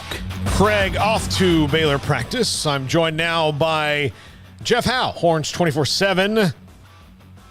Kind of Horns everywhere. Like Jeff is everywhere. You can hear him podcasting, radio. He's all over the place. He's our go-to guy when it comes to everything the University of Texas. And Jeff, there was a surge of message board gossip the last, let's say, 12 hours before the announcement that Hudson Card has won the job. And as we know, you should believe everything you ever hear on a message board. So the Twitter sphere kind of went nuts with, oh my gosh, does Quinn Ewers, is he not good at football? That is not the case. He is the starting quarterback at Texas, like everybody pretty much expected. But I do think that like everybody was starting to confront the questions of if Quinn Ewers transferred in and couldn't be that guy who couldn't win the job free and clear last year, what does that say about Quinn Ewers? But now we don't really have to answer those questions, do we? Yeah, there's a lot of layers to it, Paul. I mean, I know at Horns 24/7, I mean, we were never told or reported explicitly that Hudson Card was going to win the job. Now, depending on who you talk to, it was sounding maybe things were starting to trend in that direction. But I can tell you, being at their open practice on Tuesday, and again, it was a thud practice, so I mean, you can only take so much from it. But you know, you look at the layers, you know, the team period late in that practice. I mean, Quinn Ewers was getting the first reps with the first offense, and I felt like I don't think either quarterback was great, and I think that's kind of been the theme so far, Paul. I don't think either one of these guys has pulled ahead of the other. And again, I we'll get to that part in a second, but you know, if I had to pick after just watching them with my own eyes on Tuesday, I probably said, okay, maybe a slight edge to Quinn Ewers at that point, but I don't think it was overwhelming one way or the other. I think when you look at, you know, obviously anybody that saw Quinn Ewers play in high school or just is familiar with his recruitment knows that, you know, the kid is one of the most naturally gifted passers this state has produced in the last, you know, 10 to 15 years. I mean, he's up there with guys with a Matthew Stafford, with a Kyler Murray, just in terms of just pure arm talent and the ability to throw the football. So, you know, even though he did have 3 snaps at Ohio State last year, graduated early, I think there was an expectation that he was going to come in and win this job. But that's it. Again, he hasn't thrown a pass in a game since his junior season at South Lake Carroll. He did get the redshirt year last year at Ohio State, but there's a pretty big learning curve learning this Steve Sarkisian offense and really digesting it. And I think they threw a lot at him in the spring. I think Steve Sarkisian and that staff, they were pleased with the way that Quinn Ewers handled it. And, Sark hasn't come out and said anything yet, Paul, as far as why he made the decision. But at this point, my gut tells me if it's even or it's close, I think you go with the guy that maybe has a little more upside. And I think when you look at the nature of the Texas offense right now, I mean, with the exception of Bijan Robinson, most likely, all of your major pieces are going to be back next year. I mean, Xavier Worthy will be back in 2023.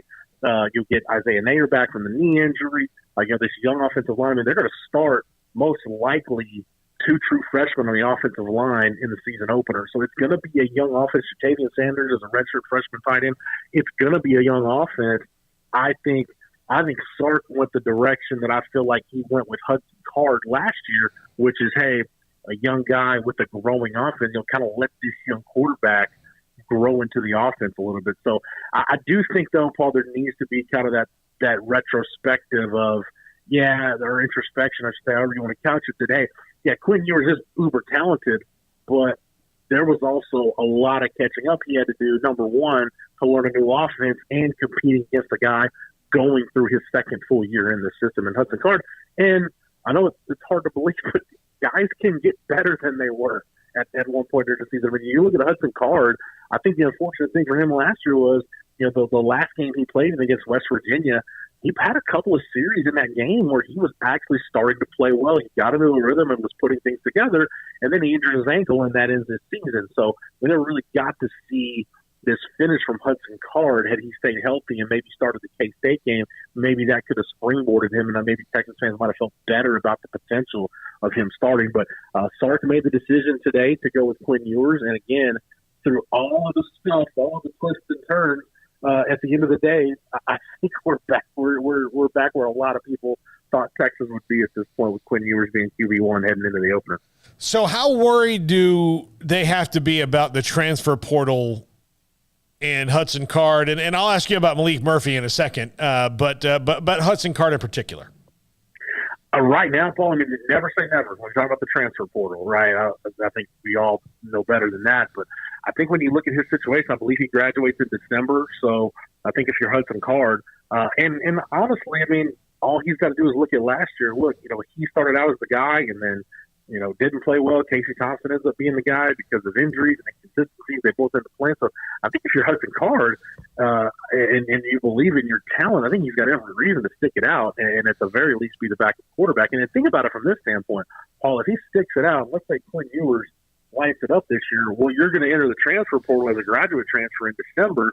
And the only reason you weren't playing last year is because you got beat out by one of the best young quarterbacks in the country. So your stock would still be high. So I don't think Hudson Card's stock is going to slip any, whether he enters the transfer portal tomorrow or in the next 5 minutes or in December.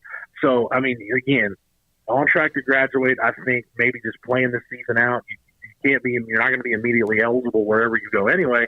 So I think just play it out, see what happens, and then maybe look again a fresh start in December. It's not all that different. I think if you're a Texas fan, if you go back to that Shane Buechele, Sam Ehlinger quarterback battle where Shane Buechele stuck it out, and I think, probably by the middle part of November, I think the writing was on the wall at that point. Shane Buechele's going to transfer because he's got a shot to play in the National Football League, and lo and behold, he goes to SMU, lights it up, and he's on an NFL roster. So, like I said, I think Hudson Card has every reason to stick it out. Will he? I haven't heard will he or won't he, but there's every reason for him to stick it out at least through this season at Texas and then look at everything in December. Well, plus with Shane Buechele, when you have a quarterback in front of you like Sam Ehlinger who's going to run through a wall, you probably, need to be at the ready because you could be in there any second, and help your team win a game. Paul. Yeah, you're exactly right. And I think you go back to that 18 season, I mean, Texas won 10 games. They don't win the Baylor game if it's not for Shane Buechele. Yes. Yeah. Absolutely. He played fantastic in that game. They're about 3 inches above Denzel Mims' head from losing a game to a team that wasn't very good in 2018. But Malik Murphy is an interesting case here in that when Steve Sarkisian came in, he's the first big quarterback recruit, and everybody is like, okay, Malik Murphy is the guy who's going to change everything. Well, now Quinn Ewers transfers in, and that pushes him back a little further. And then on the other side of that, Arch Manning. So he's caught in the middle of this here. What's his future? I think the big thing for Malik Murphy right now, Paul, is he's got to get healthy. You know, he had a really nasty ankle injury the end of his senior year. Didn't do a whole lot. Got cleared to be on the field a little bit at the end of spring practice. But even in the open practice that we saw on Tuesday, I don't recall him taking any live reps. So still kind of working his way back from a pretty severe injury. So I think for Malik Murphy, at least for this year, I think the plan is, red shirt, sit and watch, and more than anything, get that ankle healthy, because I think once you get to January again, depending on how things ultimately shake out with Hudson Card, if you're Malik Murphy, you're right in line to be QB2 going into the spring. I think that is the big thing for him again right now. The focus is on it. And anytime Texas quarterbacks get brought up, I always get asked, what about Malik Murphy? What about Malik Murphy? I think the focus for him right now, again, just get that ankle healthy and make sure you're ready to go, because he's got some time now before he can get himself healthy and get himself right before he can really get himself into the thick of a depth chart battle. All right, so as Quinn Ewers goes, so goes the Texas offense, but the line, still going to start two true freshmen and lost some depth last week as well, and that's not been a position of strength for them for a little while now. And then on the other side of the ball, the defense was an absolute turnstile last year, Jeff.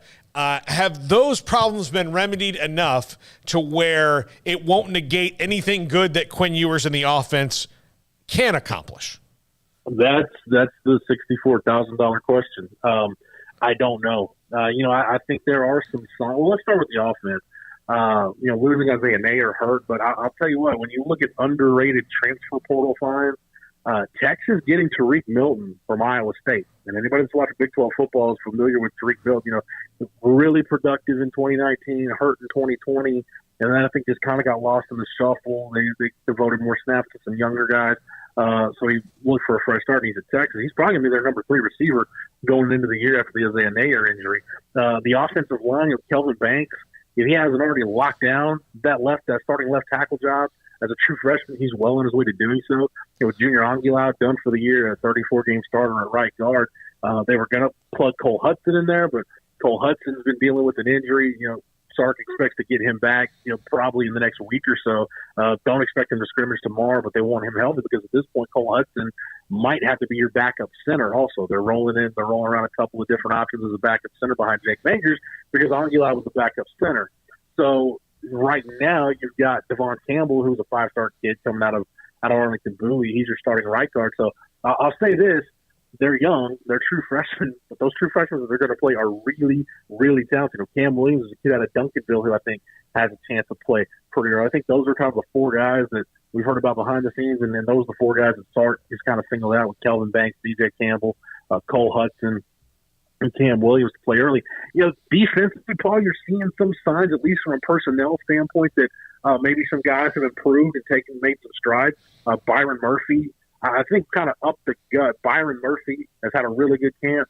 Jalen Ford might have had the best spring out of anybody on defense, and at safety, Jaron Thompson might be having the best camp out of anybody on defense. So I think those 3 guys have really improved.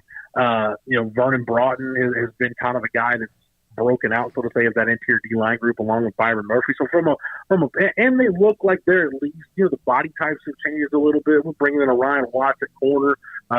Terrence Brooks is a young kid that I think is going to play. Jalen Gilbo's a young kid that's going to play a lot. So they changed some of the body types from the mindset in the secondary. So from a personnel standpoint, you look at them and say, okay, they should be better. How much better are they going to be? I don't know. But Paul, considering how bad Texas was last year, if they're a top 50-ish defense in the country this year, that is leaps and bounds better than they were last year. I'll tell you what, look at the eye test, the numbers, the advanced statistics.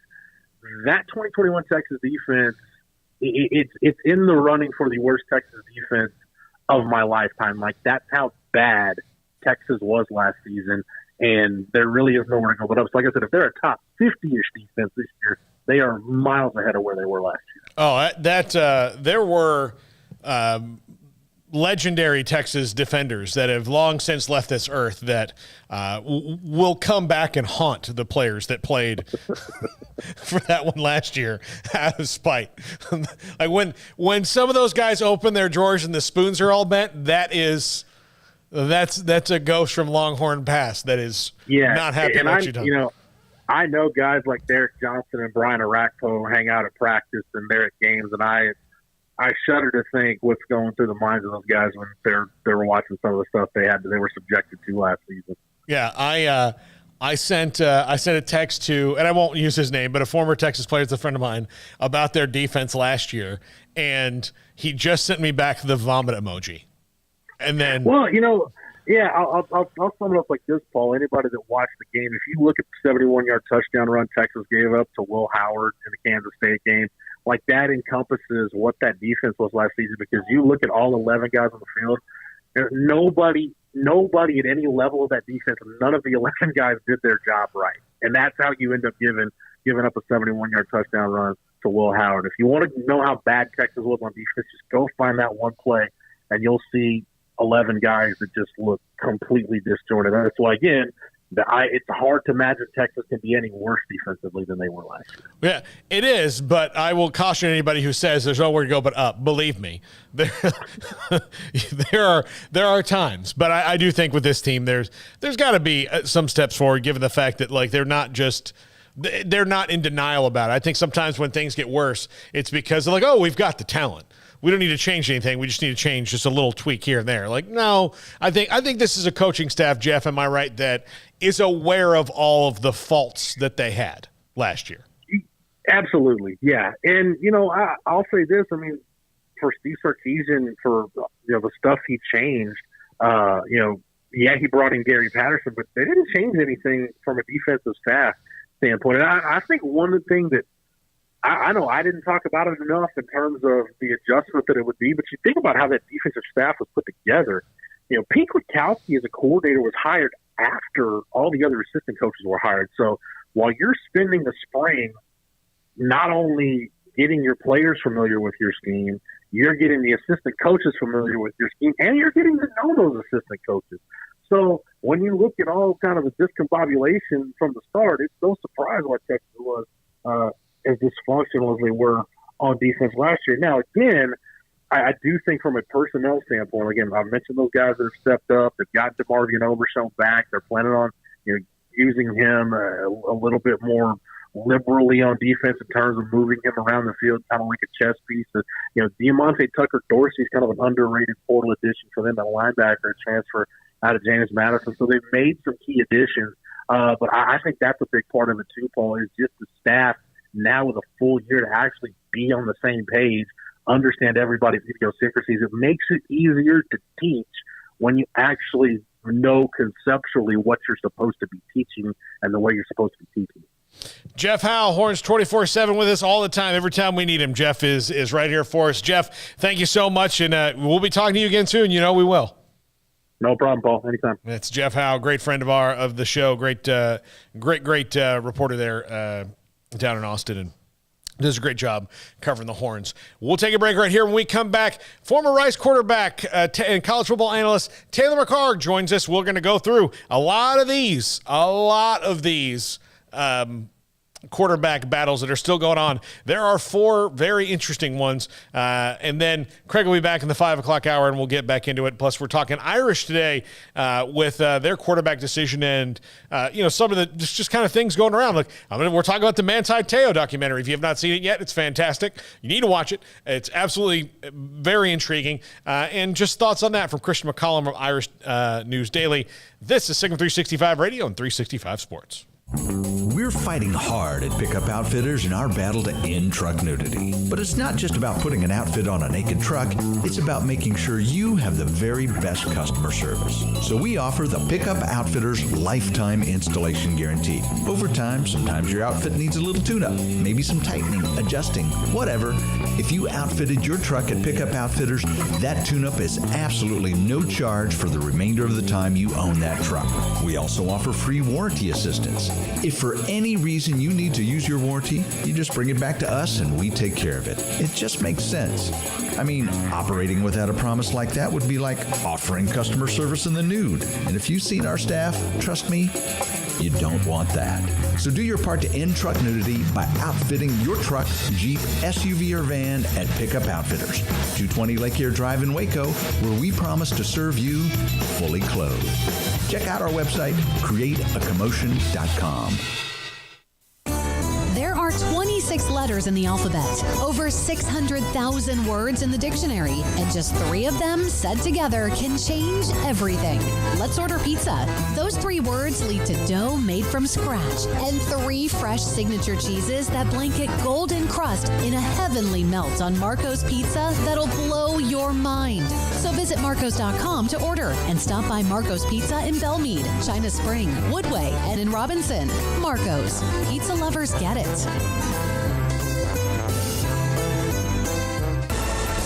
Did you know that Waco Regional Tennis and Fitness is a partner of the City of Waco? Did you know that we are open to the public? Waco Regional Tennis and Fitness offers day passes to the public for only $10 a day, and we offer money-saving memberships. Waco Regional Tennis and Fitness offers over 40 group exercise classes each week, including bar, yoga, boot camp, indoor cycling, and more. There are free weights, weight machines, TRX, rowing machines, stationary bikes, new treadmills, elliptical machines, and much more on the spacious weight room floor. Personal training available where you can be encouraged to grow. Sauna, whirlpool, tanning bed, and kids club. 17 tennis courts, 8 pickleball courts, youth and adult tennis and pickleball lessons. Waco's premier experience where you can help your mind, body, and soul. Visit our website at wacotennis.com. Call us at 254-753-7675 or visit us next to Hawaiian Falls on Lakeshore Drive in Waco.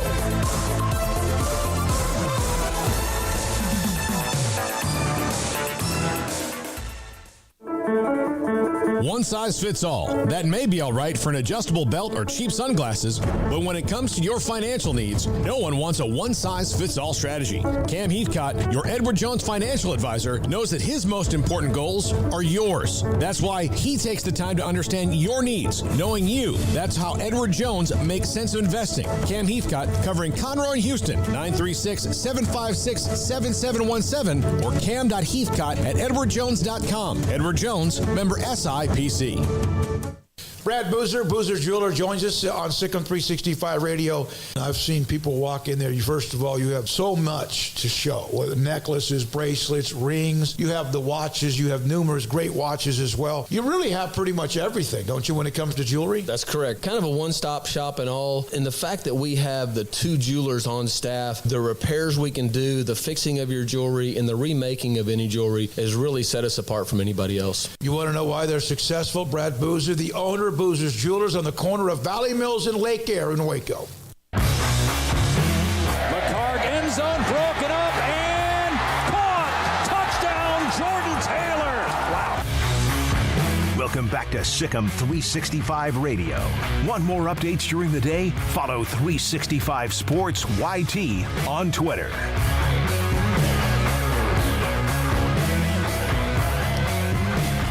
Taylor McCarg joins us now, college football analyst, and I'm sure. Are you into your Texas Tech stuff yet? Have you gotten into that yet? Absolutely. Yeah, I was doing a deep dive on. My backup when I was at Rice actually played for Joey McGuire when he was at Cedar Hill. So I was going way back into the Joey McGuire high school days, and then his move to Baylor, and then staying on and all of that. So I was doing a deep dive last night on that. Okay. Well, look, he is. I can't wait for you to meet Joey McGuire if you haven't yet. He's he is an enthusiastic individual that I will tell you. I've never met anybody quite like him. I've never met anybody that fired up about everything. Yeah, I have not yet, but I think I said this to you guys the other day. To me, outside of Lincoln Riley, he was my favorite hire of the entire offseason because I think he gets Texas Tech, and that's a perfect culture fit where he's going to energize the fan base, and he's going to be able to walk into any high school in the country any high school in the state for recruiting and resonate with these coaches. And I thought that was what was missing with Wells when they let him go. I know it was an odd season where they had a winning record when he was fired. But looking forward to getting up there and calling that game. And again, I think that's a huge win for the Red Raiders. Yeah. All right. Lots of quarterback battles being decided. Some still up in the air. At least as far as we've been told from the coaches, around as media. But the big one today, there was a little bit of scuttlebutt on the internet that Hudson Card might have won the Texas job. That did not happen. It is Quinn Ewers, like most people expected. But is there a quarterback that maybe has loftier expectations on him than Quinn Ewers at Texas does this year? No, I don't think so. Really, the only other person I would say that might, who's not even in college yet, is the heir apparent in Arch Manning. But, such is life as being the quarterback at University of Texas. To me, this made a lot of sense because he's your 5-star. You're trying to energize the fan base going into week 1 against a team that it doesn't matter who they put at quarterback, they're going to roll against ULM. And I think for Longhorn fans, you're really just building up to week 4. You're trying to get through your out-of-conference schedule. You're very unlikely you're beating Alabama regardless of who's at quarterback. But you should be 2-1 through the non-conference. And by the time you get to Big 12 play, you want to have your guy figured out. And so Quinn and Hudson Card are going to play against ULM. Doesn't matter. And then hopefully against Alabama, if you're Texas, one of them is, if it's Quinn, that's your guy, and hopefully you're playing well. But I would imagine you see both of them in that game as well. And I wouldn't be surprised if you see both against UTSA.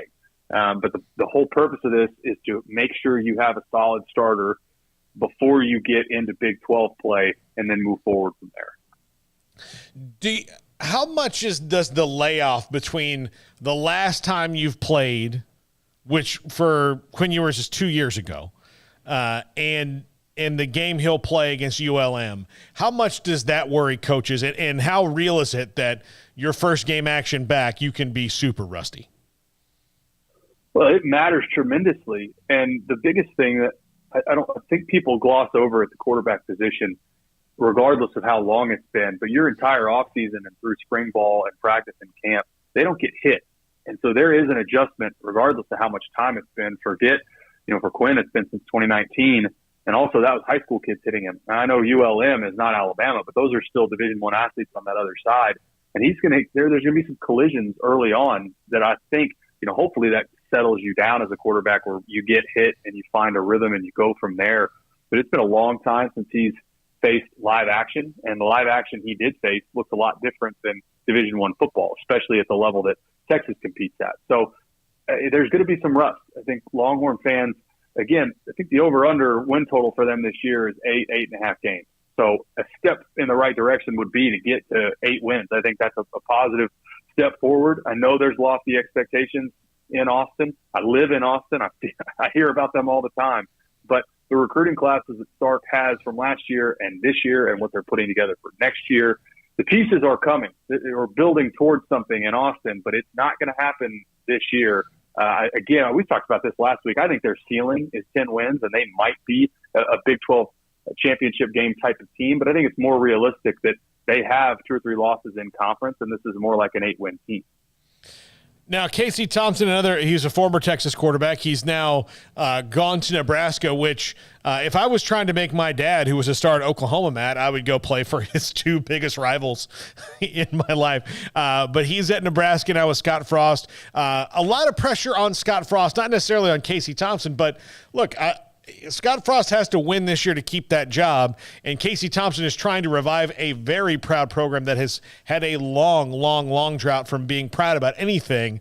What do you think about Casey Thompson and the fit with Scott Frost and Mark Whipple, the offensive coordinator there?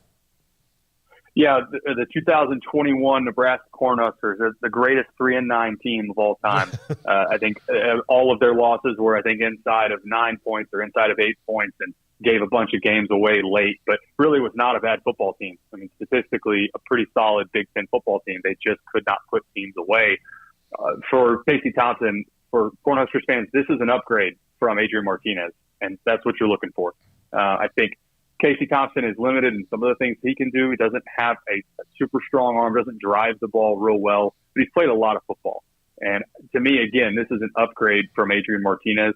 And similar to what we were just talking about with Texas, you just need some positive momentum under Scott Frost. And I think you're going to get that. This should be, at a minimum, a bowl team again. It wouldn't shock me if Nebraska's back to a 7 or 8 win team this year.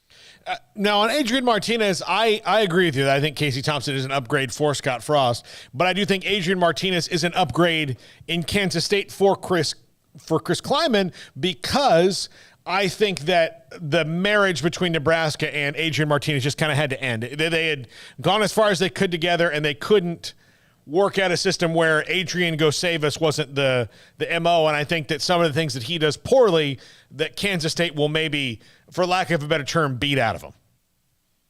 Yeah, you make a good point, and sometimes you just need a refresh. I think Spencer Rattler is another good example of that. What does he look like in South Carolina? A lot of the reports, and I know it's camp, I know everybody says the right thing, but I was around him at the Manning camp this summer, and I was impressed by him. I thought he showed himself well. He introduced himself to everybody. He was very polite. Now, that could change on a dime if things start going poorly, but sometimes you just need a refresh. And I think Adrian Martinez is a great example of that, where he felt all the pressure in the world in Lincoln, and you saw the turnovers. I mean, he had a touchdown to interception ratio was terrible for them. It was close to 1-to-1. And that some of those, I remember them opening against Illinois last year with a really terrible interception early in that game. It was those kind of mistakes that got him behind the 8 ball, and it just never felt like he could move on. So you're right. I think moving over to Manhattan, Kansas, hopefully this is a refresh for him, and they get back going in the right direction. All right, so now there are some out there that have not been determined, and for some teams that have lofty expectations. One, Texas A&M is ranked 6th, 7th, 8th, depending on where you look. There are a lot of expectations for the Aggie team because of what they built around the quarterback, but Haynes King, Max Johnson, Connor Wiegman, we don't know. We don't know who it's going to be yet, and Jimbo Fisher will hold that in until he absolutely has to say it. He's done it his whole career. It's always a competition. But who do you think it's going to be in College Station? I think it's probably Haynes King, and similar to what we were just talking about in Nebraska, both of these players, these are going to be upgrades to Zach Calzada, which is a good thing if you're a Texas A&M fan, because talk about recruiting classes. A&M's got the horses. I mean, they've got the pieces in place right now to challenge for the SEC West. Alabama is still the best team in the West, but A&M is the second best team, and as we've seen in the past, it's not beyond them to upset Bama. To me, Haynes King has the greater upside. The mobility is there. He's a phenomenal athlete. But don't be surprised also if you see Max Johnson out of the gate win this battle, because he played a lot of football and did some nice things for LSU last year. As the season goes along, though, similar like we were talking about with Texas, I think you're going to see both of these guys early in the season. And by the time you get to SEC play, hopefully you've gotten in a rhythm with one of these two. But both good options for the Aggies. Yeah, with A&M, the other thing they need to do is, look, if you beat Alabama, yes, but you cannot lose to Mississippi State and LSU. You can't do that. Like, you've got to beat the teams you're supposed to beat, because those teams are teams you shouldn't have lost to last year. You're exactly right, and that's been the thorn in the side of A&M since they moved over to the SEC. Is they'll have upset a LSU or an Alabama, but then they drop games in conference that they just shouldn't lose to. Out of conference for them this year, very manageable. And so I think, assuming they get to Arkansas, their opener in the SEC play, which is played in Jerry World, you're hoping that you're 4-0 by that point of the stretch, and then they hit that 3 in a row, really tough middle of the season stretch where they go to Mississippi State, they play at Bama, and then they play at South Carolina. If they get through that stretch, ideally, maybe with just one loss at the end of Bama, still in a really good position to have a great season. But the talent is there. You're exactly right. They've got to get over the hump and win the games that they're favored in, which they've slipped up time and time again since they moved over to the SEC. All right, Texas Tech still don't know that quarterback, and that's something we talked about early in the segment here. That's your first game that you were going to broadcast. Who do you think is the best shot there? I think it's Tyler Shuck, quarterback that transferred from Oregon. He led Oregon to the Fiesta Bowl in the 2020 shortened season, and really was playing pretty good football early in the year last year and broke his collarbone against Texas. Donovan Smith comes in. They've got Baron Morton that's highly recruited behind him as well. I just think you're the highest. And they talked about it earlier this week that it's likely they've already found who their guy is. They're just not releasing who it is because they're trying to get through the second scrimmage. And as we've seen with the transfer portal, teams are going to hold on longer to release who the starter is because they don't want their depth to leave. They don't want guys to early in camp realize, okay, I'm not the guy, I'm leaving, because as soon as they sit in a classroom, they have to wait through the end of the semester to transfer. So I think Tech's going to hold on until we get closer to game week, probably towards the end of next week. But I think it's going to be Tyler Shuck. And Ole Miss, that's an interesting one as well, with Jackson Dart coming in, and then Luke Altmaier, who played in the Sugar Bowl against Baylor last year when he was pressed into duty, battling it out. Jackson Dart is interesting to me because at USC, he had a couple flashes where you were like, man, this guy may be the next Carson Palmer. I mean, he looked the part, looked phenomenal, and then obviously transfers out. Luke Altmaier did some nice things last year in relief for Matt Corral in the bowl game, did some nice things. This one, to me, really 50-50. I don't know enough about and haven't gotten any real read from anybody inside the walls at Ole Miss to give a lean either way. The more talented player here to me is Jackson Dart, but there hasn't been anything that says that he's come in and taken that job. And with Luke Altmaier being in that system last year, maybe you lean in that direction. Yeah. And Cincinnati is replacing Desmond Ridder, perhaps, and I don't want to get Cincinnati fans mad, but the greatest quarterback in their history. No, I don't think I don't think if your quarterback leads you to the Final Four, it takes you to a place where everybody else in the country said you didn't belong. I don't think there's anything wrong with giving him the credit there for that. But they've got an interesting QB battle because Ben Bryant was with Cincinnati, realized he wasn't going to start, transferred to Eastern Michigan, took them to a bowl game. It's almost like he went to the minor league and is now back at Cincinnati. Behind him is Evan Prater, who was Mr. Ohio, 4-star QB, one of the biggest recruits ever at Cincinnati.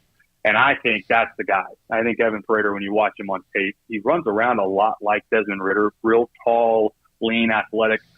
And I think there's your upside moving forward. But Ben Bryant played a lot of football, and because he had last season under his belt that Evan Prater just doesn't have there. So if you're tracking the American this year, that's going to be a battle worth watching through the first couple of weeks. But in my mind, it's Evan Prater. Taylor McHargue, college football analyst, with us here every Friday at 4:30. Taylor, enjoy the weekend. I'm sure we'll have, actual games to talk. We have actual games to talk about next week. It's 0 week. Yeah, preview some. We got some Conference USA next week. We could talk about, I love talking about the UTEP Miners. We can kick around some of the big matchups. We can even talk about Vanderbilt, Hawaii, the nightcap. So finally have some football next week to preview. Absolutely. Taylor, thank you so much. We'll talk to you next week, buddy.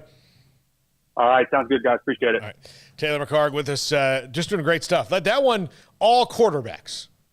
I think that's, Emory, tell me, is that packaged nicely for YouTube for you to give a nice subject on that video? All quarterbacks all the time in that one. There we go. See, I do things to make Emory happy, who got himself a fresh haircut. He's got himself a romantical type interest. He's trying to look better, not like he just, fell out of a yurt. So yeah, looks good. Emory looks good, right, Faith? Looks good. Nice haircut. Yeah. So. I'm just, look, yesterday was Levi that I really unleashed on, and I don't think that was totally, it wasn't fair. It wasn't, I got to balance it out, I did, and I never did explain to Levi how that happens. So he still may not know. I didn't take the time to do that. All right, we'll take a break right here. We'll come back, wrap up the 4 o'clock hour, and then Craig will be back at the 5 o'clock hour. We'll talk Notre Dame with Christian McCollum of Irish News Daily. This is Signal 365 Radio and 365 Sports. TFNB Your Bank for Life is the official local bank of Baylor Athletics. Find out why more Central Texas are making TFNB their bank for life. Sign up for our Edge checking and savings accounts to earn interest or cash back. With 5 convenient locations and an award-winning mobile app, banking has never been easier. TFNB Your Bank for Life. Member FDIC. Automatic Chef Canteen is a full-service micro-market vending and office coffee provider with state-of-the-art vending equipment, a wide variety of products, and offering custom-fitted micro-market vending office coffee solutions for your employee break room. You want a full break room solution and a workplace oasis? Well, Automatic Chef Canteen, locally owned and operated for over 50 years in Central Texas, also includes in-house mechanics on call 24/7 for fast, reliable service and maintenance. Automatic Chef Canteen, 6900 Imperial Drive in Waco, or online at automaticchefcanteen.com. Don Humidor, your home with a 48-foot walk-in humidor with the elite cigar brands from around the world, including the #1 cigar of the year, Aging Room Cuatro Nicaragua. Plus, they have the great brands like Macanudo and Artur Fuente, Rocky Patel, Aston, and so much more. CBD, great for sore muscles, aches and pains, sleep, Vita Dreams, and anxiety, mild depression, general health and wellness. Their staff very knowledgeable on the subject. If anyone is curious about CBD, ask Carol and Ashley. Don Humidor in the Townwood Shopping Center off Valley Mills in Waco. Shorty's Pizza Shack at 12th and Bagby is a homegrown, family-owned and operated must-visit pizza place in Waco. Fantastic pizza by the slice or get the whole pie to share. Great happy hour specials every single day, and it's not just pizza. Great wings. You have to try the Sikkim sauce, chili cheese fries, pizza pillows, and more. Dine in for a great hangout or carry-out. Order online at shortyspizzashack.com or do yourself a favor and bring your crew to the restaurant at 12th and Bagby. Shorty's Pizza Shack. Tell them Paul sent you by.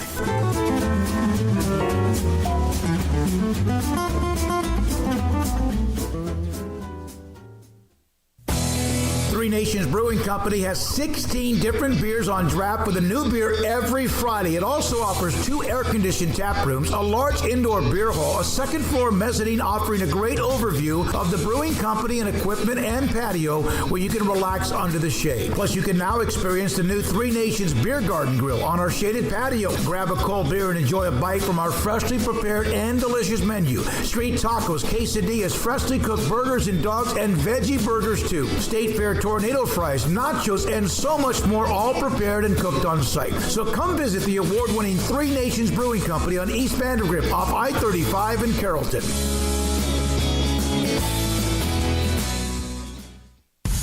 Texas Farm Bureau Insurance has protected fellow Texans with auto, home, health, and life insurance since 1952. With more than 260,000 square miles of land and 27 million people, that's a lot to cover. Whether you're wrangling cattle or wrangling kids, we're proud to protect Texans in all Texan ways of life. Stop by and see our agents at one of our 3 McLennan County locations.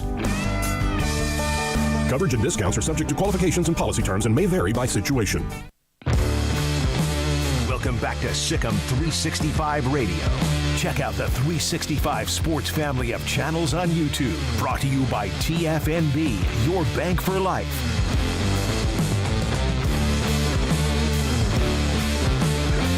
Welcome back in Sikkim 365 Radio and 365 Sports. Paul, Catalina, Craig Smoak will rejoin me in just a second. Baylor, this is the last open window. And then as they get 2 weeks to game out, nobody's allowed to watch them practice. And it's not like you get to see that much in practice when they let you go. Although some schools, I follow a lot of FSU writers on Twitter, and I'm like, how much practice is Mike Norvell letting them watch? Like, how do you see all this stuff? Like, kick him out, Mike. Kick him out. I don't need to know this. I want to see it against Duquesne, and then I need to see it against LSU. Yeah. Garrett and I are going to be at odds that week. We're going to be at odds. We've never really been at odds before. I'm a little worried about it because Garrett is a big LSU fan. I'm an FSU fan. We'll be at odds. I don't like being at odds with my producers. It's not good. It's not a productive work environment. And I'm a Baylor alum, so I'm not at odds with anyone here. Yeah, you fit right in. So we had a producer, Jordan, actually was Jacob's roommate for a little while back at the radio station. Jordan used to make make bets because he's a degenerate gambler. I say that he's not, but he would make bets, and he bet me one time and was right that Georgia Tech would beat Florida State. And I still, to this day, when I talk to Jordan randomly, he brings it up. It's been years. It was 2017, I think.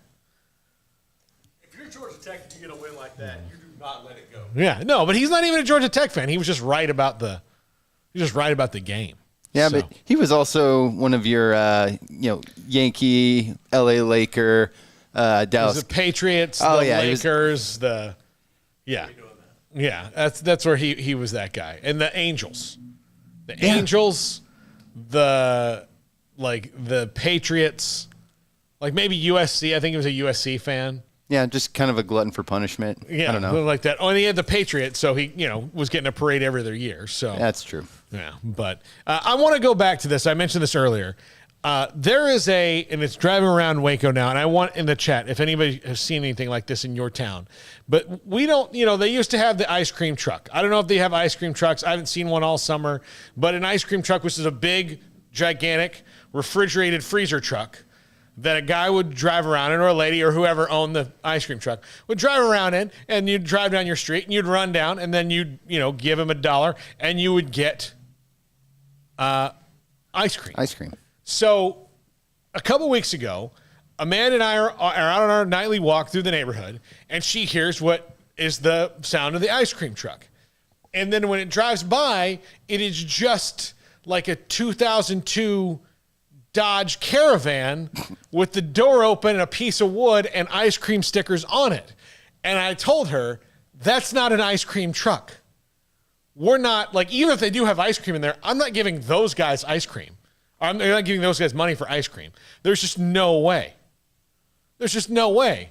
Would you say it was just like a mini fridge that was somehow rigged into a large sketchy van? Yeah, not even a large van, like a small Dodge Caravan, a navy blue Dodge Caravan with ice cream stickers. And I'm giving you all the details I know because I do think it's a trap. So I can't, I know that times are tough in America. We're dealing with a ridiculous inflation and gas prices are high. But I don't think I could be pushed to that point to accept that kind of discount ice cream truck.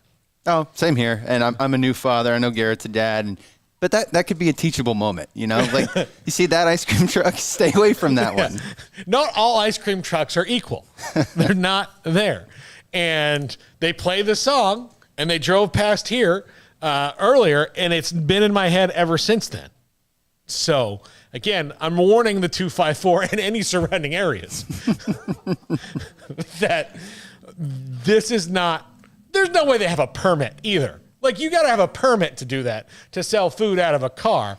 There's no way that this car with a piece of plywood where the sliding glass door is has a permit to sell ice cream. I'll play devil's advocate and say I think you might be discouraging entrepreneurship in local business. Listen, I know there's plenty of people who pull themselves up by the bootstraps and fight for the American dream. I'm just saying, be wary of that when you're around the neighborhood. I know that you didn't tune in for this. If you are, I just had to bring it because I brought it up earlier. I saw it and I was like, that truck is weird. We have to discuss it because it was weird and people, yeah, I'm sure Bob All, I can't logo his ice cream conspiracy. I'm not going to. Also, here's the thing. It is an argument that I think I would be able to win with Amanda. And those, if you are engaged or married, don't come around very often. So I think I can get a win on this one. And I really want to. So although if I do get a win, that's probably a bad thing overall for society that there's rogue ice cream creeper vans driving around. So I don't know how badly I want that one, but a win is a win. Jacob, you're married. Garrett's married. Savor those wins. Exactly. You gotta look. We're men in these, in these kind of relationships. We are not Alabama. We are Appalachian State.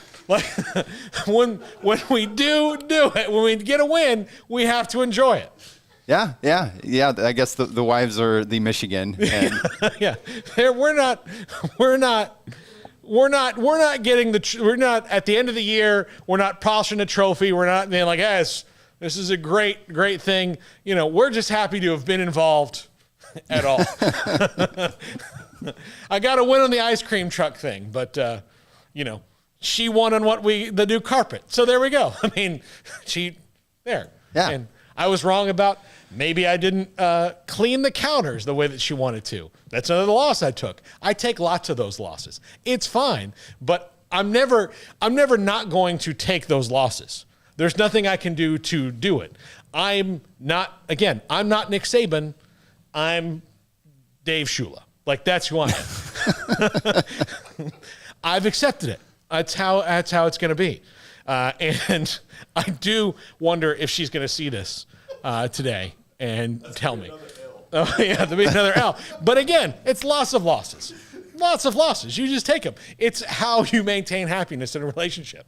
It's one person wins and one person loses, and that's it. There's not really draws. No. No, yeah, it's not soccer. It's definitely not soccer. There's no draws. All right. When we come back, we're going to talk Notre Dame, and then in the 5 o'clock hour, get back into some more Kevin Warren stuff. This is Sikkim 365 Radio and 365 Sports. TFNB, your bank for life, is the official local bank of Baylor Athletics. Find out why more Central Texas are making TFNB their bank for life.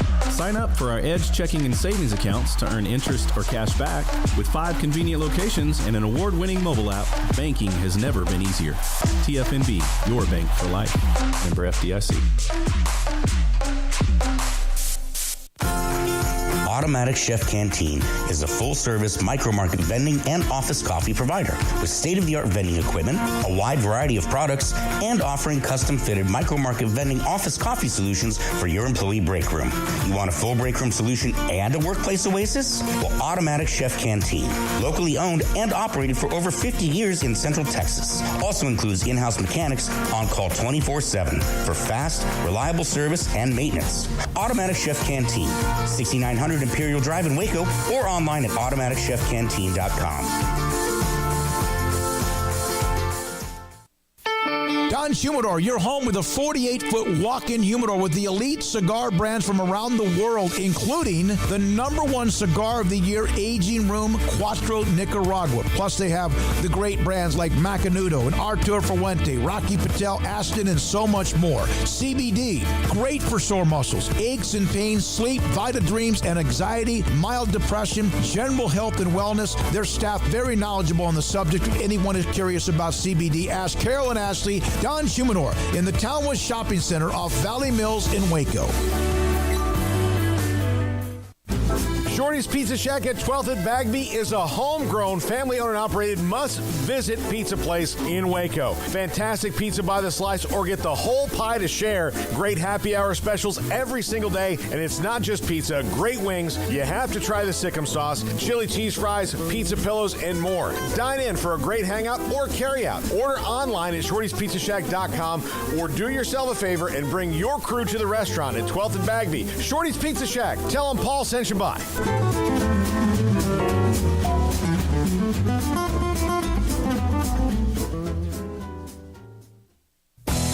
Three Nations Brewing Company has 16 different beers on draft with a new beer every Friday. It also offers 2 air-conditioned tap rooms, a large indoor beer hall, a second-floor mezzanine offering a great overview of the brewing company and equipment and patio where you can relax under the shade. Plus, you can now experience the new Three Nations Beer Garden Grill on our shaded patio. Grab a cold beer and enjoy a bite from our freshly prepared and delicious menu. Street tacos, quesadillas, freshly cooked burgers and dogs, and veggie burgers too. State Fair tornado fries, nachos, and so much more, all prepared and cooked on site. So come visit the award-winning Three Nations Brewing Company on East Vandergrift off I-35 in Carrollton.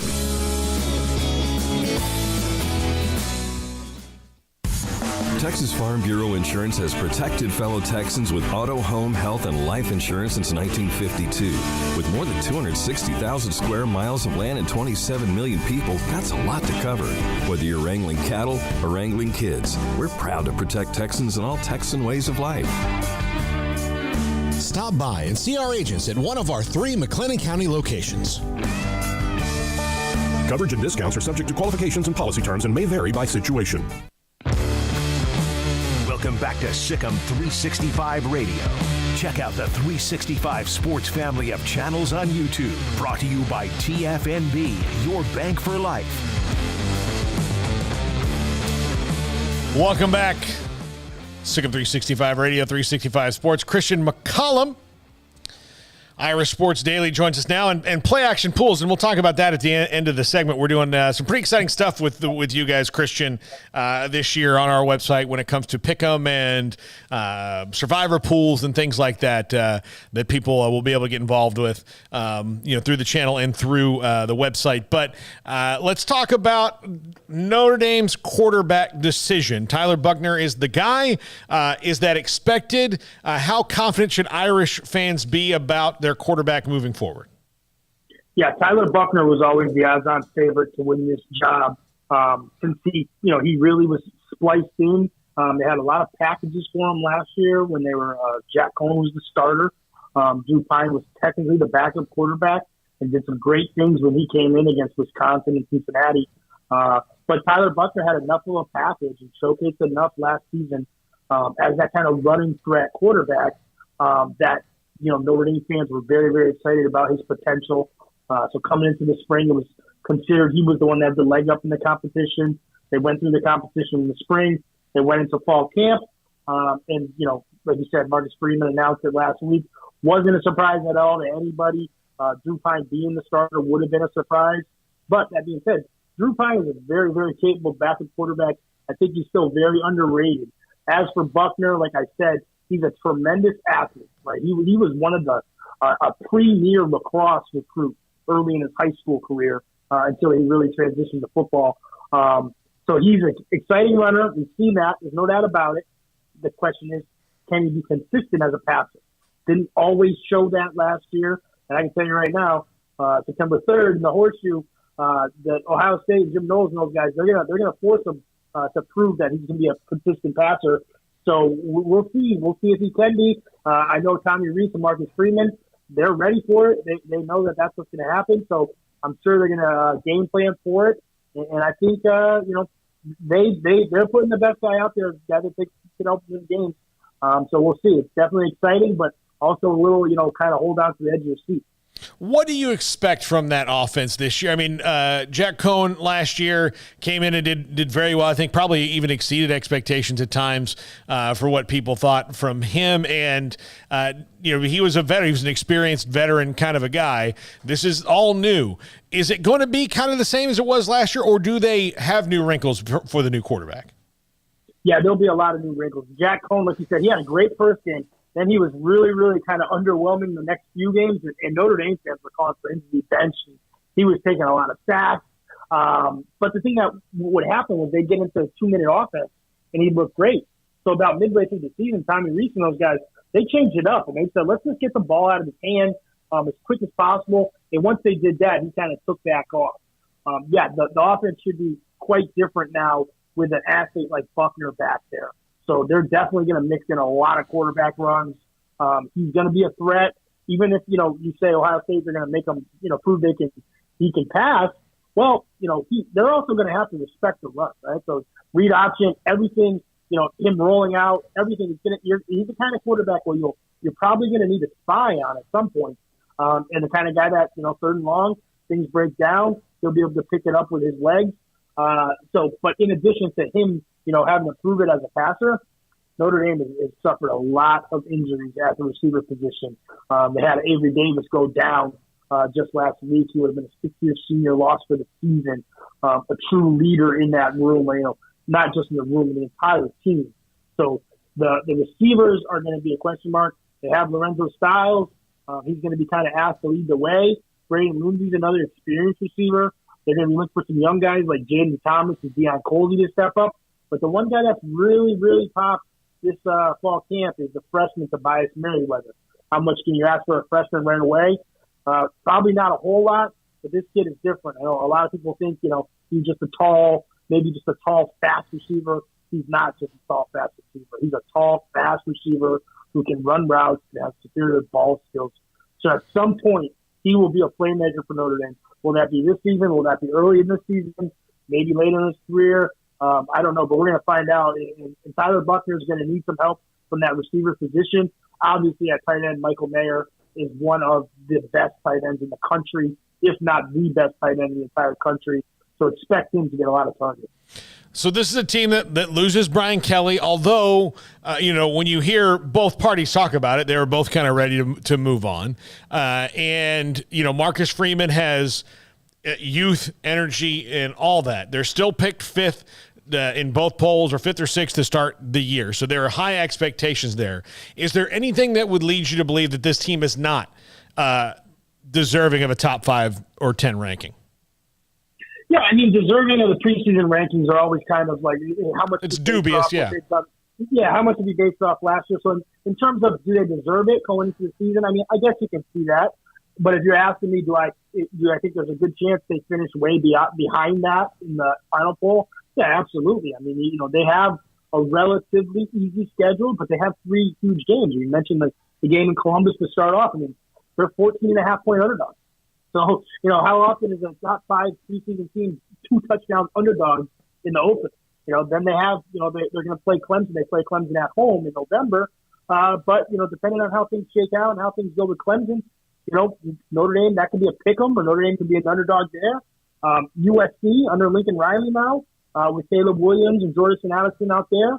They closed the season out in LA, so they could be underdogs in that game. This potential 3 loss on the schedule. I mean, a 9-3 Notre Dame team is obviously not going to be, in the top 10, 15 in the country. So, if there's some growing pains at quarterback, if they're, not able to pick off at least 1 or maybe 2 of those 3 games, I think you definitely see them, fall way behind those expectations. Christian, Marcus Freeman has injected a lot of energy. Like, not that Brian Kelly, built a fantastic program. He's the all-time winningest coach, but it was to a point where they probably needed some energy in there. He's injected a lot of energy into it. There's a lot of, look at the recruiting is going really well. What would you say is the biggest change you've seen in this short time that Marcus Freeman's been a head coach? So a lot of the times I'm dealing a lot with recruits and recruits' families. And I've dealt with a lot of recruits, probably dozens of recruits that visited Notre Dame last fall or even last summer that have continuously been recruited by the new regime, if you want to call them that, even though most of them are there. Everybody that I've talked to has talked about a new vibe. There's a new vibe there. You mentioned the word energy, Paul. They say energy as well. And a lot of people just say people want to be there more. So it starts at the top, right? Marcus Freeman is the one that's kind of injecting that to them. But the players are feeding off of it, giving it back to each other, giving it back to the coaching staff, and giving it back to recruits, visiting recruits. That's one of the key things when recruits visit schools is, how do the guys like it? How do they get along? How do they like the coaching staff? And that's been overwhelmingly positive. I mean, the thing about Marcus Freeman, and I've noticed this through, covering him and covering recruiting, he's genuine. He's that guy. He's not pretending to be that guy who cares about people, who really, really wants to be in there with the players. He is that guy. And so players, they know that he's real about that, and they all feed off it. Now, let's see how it translates to, on the field. At some point, you're going to have to win games. But I usually get nervous when Notre Dame has a opener like this, because obviously Notre Dame's independent. So when they lose one game, they're kind of only playing for national championships. You lose a game, you're kind of, working against it. It's going to be hard to get there. A little bit easier now with the playoff, obviously. But in years past, losing a game or two early, the season's over. And you see it. They'll fall apart. Look what happened with Kelly in 2016. But with Marcus Freeman there, if they have an underwhelming performance in Columbus, this team's not going to put out Marcus Freeman. They're not going to say, okay, that's it, we're done. They're going to keep battling. I expect this team, regardless of how they, end the season or finish, I expect them to get better and better as the season goes on. There, obviously we're, in the realignment era in college football with everything that's gone on, and there is so much attention on what's Notre Dame going to do. Jack Swarbrick, I know, had the Q&A last week or the week before about, kind of where he's pointing towards, what they're doing in the future. What would be which would be kind of a doomsday scenario for what they've done, but what would be the doomsday scenario where you see they would just say, we're going in, we're going to join the Big Ten, we're going to join a league, or, we're going to join the ACC because we just appreciate all their support over the years? Yeah, so I don't think they're going to join the ACC, because I think that if they have to join a conference, I'm not sure how viable the ACC is going to be long term in that scenario. And Jack Swarbrick's always kind of laid out the criteria. They need to stay independent. They need to have a good home for their Olympic sports. I don't think ACC is quite ideal for it, but at the same time, the Big Ten is going to let them have their Olympic sports there without football. So they're kind of okay there. They also need a TV deal. Obviously, where NBC signed in part of that Big Ten package earlier this week, that kind of helps Notre Dame. There's a lead-in. NBC can have college football Saturday now. It's almost like a brand beyond Notre Dame, which will help them. So, expect them to feel comfortable with the NBC relationship they have moving forward. But they need a path to the playoffs, right? If they're shut out of the playoffs, if the Big Ten and the SEC or whoever else joins up, does not have an option for Notre Dame to go in the playoffs, that's when Notre Dame will have to join a conference. So initially you think, well, if you're the Big Ten SEC and you want Notre Dame in it, you just say, well, you're out. Of course, the SEC knows that if Notre Dame has to join a conference, it's most likely going to be the Big Ten. So the SEC, expect the SEC to fight to keep Notre Dame alive in that scenario. Whatever playoff scenarios they come up with, the SEC is going to want an independent Notre Dame to be part of that, because if they don't, it's going to be Notre Dame to the Big Ten. So how long is that tug of war between the Big Ten and the SEC going to last? I think that's really the one thing that can change it. Yeah, I often think about Notre Dame, and people say, well, they only make so much money from their TV deal, but one, they don't have to share it. And two, they might make less than a conference would on a deal, but probably not that much less, but and probably more than most conferences. But what they're also buying by not having that is total autonomy. I mean, they could go in and make twice as much in the Big Ten, but then they are not as powerful as they once were. They're just part of the machine. And Jack Swarbrick, who I think is the third most powerful guy in college football, becomes just another AD. 100%. And recruiting is the lifeblood of all these programs. And one thing, you talk to kids all the time, what do you know about Notre Dame? One thing that always pops up is they're on TV every week. They're on national TV every week. I'm in Washington, state of Washington, speaking of Tobias Merriweather. He's from Washington. I know his family very well. One of the things that allowed Notre Dame to get in the door there, regardless of what happens, they know they'll be able to see Notre Dame on NBC. They're going to watch them wherever they are. You go to a conference and, Notre Dame plays Marshall game too. You think Notre Dame Marshall, as part of the Big Ten, is that going to be a nationally broadcast game if they're in a conference? No. So, but it will be in September 10th when they're independent. So that is definitely something they relish their independence, and it's more than just a status thing. There's a lot of benefits to it, financially, brand wise, all that stuff. And so Notre Dame is not going to want to give that up easily. But in the end, like I said, if they're shut out of the playoffs, expect them to find a way to get into the Big Ten. Christian McCollum, Irish Sports Daily, with us. And Christian, one of the other things, we have partnered with you on with play action pools and some of the stuff going on. We are going to do, and remind me here, because I'm in my 40s and sometimes brain thoughts escape me, and so do words. But some of the things we're going to be doing, like survivor pools, pick'ems, all that, that people can get involved in, that you've set up for us. Yeah, so we got two of each, right? So we got, we know you guys have some NFL listeners, we have some college fans. So we have a pair of, contests for each. We have an NFL pick'em contest for you guys, and you guys are going to pick the board, right? So you pick every game each week against the spread, and you'll be able to, see how you do, and you'll count up, and whoever has the most wins is going to show out in the end. And then we'll do an NFL Survivor contest, typical rules where you can only pick the same team once. If they win, you move on. And then things will get a little bit more interesting when it comes to college. We're going to highlight 15 games each week for college, the 15 most high-profile games. I can promise you that Notre Dame Marshall game I mentioned earlier won't be one of them to get to. But the 15 games each week that are the kind of standout games, you'll have the opportunity to pick those against the spread. And then Paul, me and you came up with this one kind of together, college survivor pool. So it'll be a college. You'll be able to choose whatever game you want, but you're going to have to pick against the spread. So we're not going to let you just pick Alabama, Clemson, Ohio State every week. You're going to have to pick against the spread. And unlike an NFL Survivor, where you only get to pick the same team once, since you're going against the spread, there's no limitations. So I said, if you want to pick Alabama every week or Ohio State, be my guest, but you're going to have to give those points And if Ohio State or Alabama doesn't cover, then consider yourself out. Yeah, I mean, there's teams are going to have 38 to 50 point spreads sometimes. So, they don't hit that, then you're out. So it's going to be fun. Well, Christian, great talking to you as always, and I'll reach out next week and make sure we get everything going ready for the contest. But Christian McCollum, Irish Sports Daily, does a great job there in play action pools. Christian, we'll talk soon.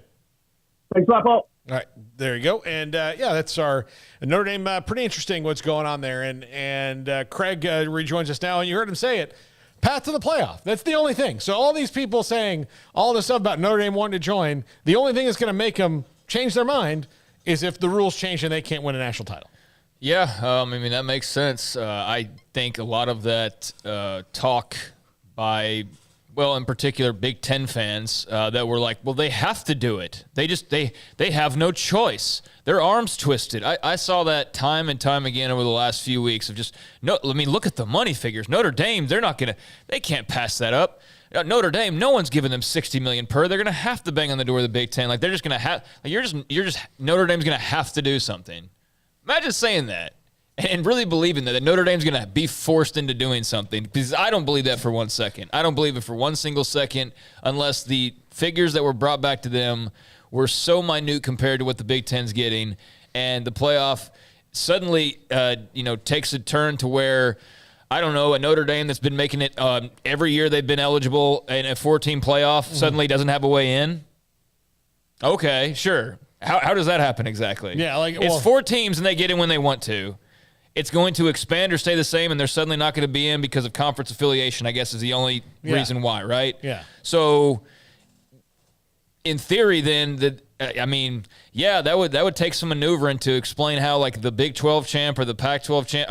What's that gonna how's that gonna happen? Is that the Big 10 and the SEC forcing Notre Dame and saying, well, we're the only ones that get playoff spots? Is that everybody that's in a conference saying, gun to your head, Notre Dame, we're all able to be in this playoff, but you're not because you're not one of us? Who's going to do that? Yeah. Even if the Big Ten does, is everybody else going to follow suit? No. That's what Christian mentioned was, okay, so say the Big Ten tries to pull that, right? Yeah. But they're doing that because they want them to join the Big Ten. Yes. That's who Notre Dame would join if they joined a league. They're probably not joining the SEC, although if the SEC wanted them, they would. That would be the real coup. That would be the real chess move. But if they think that Notre Dame's going to join the Big Ten or nobody, then they don't want the Notre Dame to join the Big Ten. Why is the ACC going to help block out Notre Dame for Notre Dame to be a Big Ten team? Yeah. Someone explain that, please. Please explain why, if Notre Dame's going to be forced into something, it's going to be everybody helping out the Big Ten to get Notre Dame. Because that's the part that does not add up to me when I see all of this. Well, Notre Dame's going to have to. Notre Dame will be forced to. Notre Dame's going to see the writing on the wall.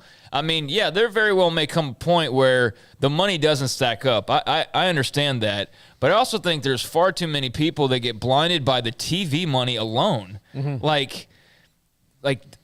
I know football drives everything, but we are talking about universities, and there's a lot more involved than just football. I know for some it floats practically everything, but not at Notre Dame necessarily. No, and here's what I'll tell you. So let's just say they make $48 million from their television, their media deal. They say they want at least 60, but okay. Yeah. Okay. Oh, say that, but say I believe that's right. Okay, so say they make 60, right? Yeah. So say they make 60 a year, and the Big Ten makes 78.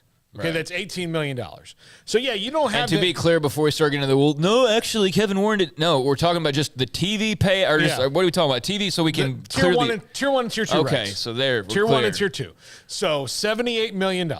Yeah. You're on national television every single week. Like you said, there's no chance of you not being on national television. And you don't need a streaming partner. You don't need it. You can have one, like Peacock, and throw it on there because more people want to see it, but you don't need one. You're on a network. And you don't have to share any of that money with anybody but you. Yeah. And you get to the $18 million you're not getting is the $18 million fee you're paying to make your own decisions. Yeah. Yeah, you get to schedule the way you want to, basically. And that was the other thing is they'll block out Notre Dame from being able to schedule the way that they want to. Okay, sure. And it's okay, is everybody on board with that? Is USC just going to give up Notre Dame for Big Ten pride when they haven't even been in the conference? Yeah. Like that. I mean, so we're just saying F tradition all the way around, huh? All for Kevin Warren, I guess. Yeah. I get the whole. There's going to be like only one route for them to go, and I can sort of kind of see how that would happen, but I don't know, man. I don't know how anybody's just forcing them to do anything because, again, you act as though Notre Dame, when you say that, well, they can't pass up an extra $40 million. Sure they can. What are they going to do with that? Like, what are they, I mean, what's going to change all that much if they're not getting as much money as some other teams? Like, you know what I'm saying? Like, it's still Notre Dame. It's not that they're entirely dependent on TV revenue to function as a university or a football program. Like, I think they would be fine, okay? They wouldn't be making as much money as Alabama or I guess actually as Michigan. Well, if that really matters to the folks over there, then okay, then I guess that matters. But to me, I don't think that they're hurting for money in the slightest. And if the whole game's just like who's got the most money in their fist at all times, and like, how is that fun for anybody? It's just, I don't know. The money part is interesting to an extent, but I start to really lose interest when people get more interested about money figures that a school is getting versus, I don't know, their record in 2022. Yeah.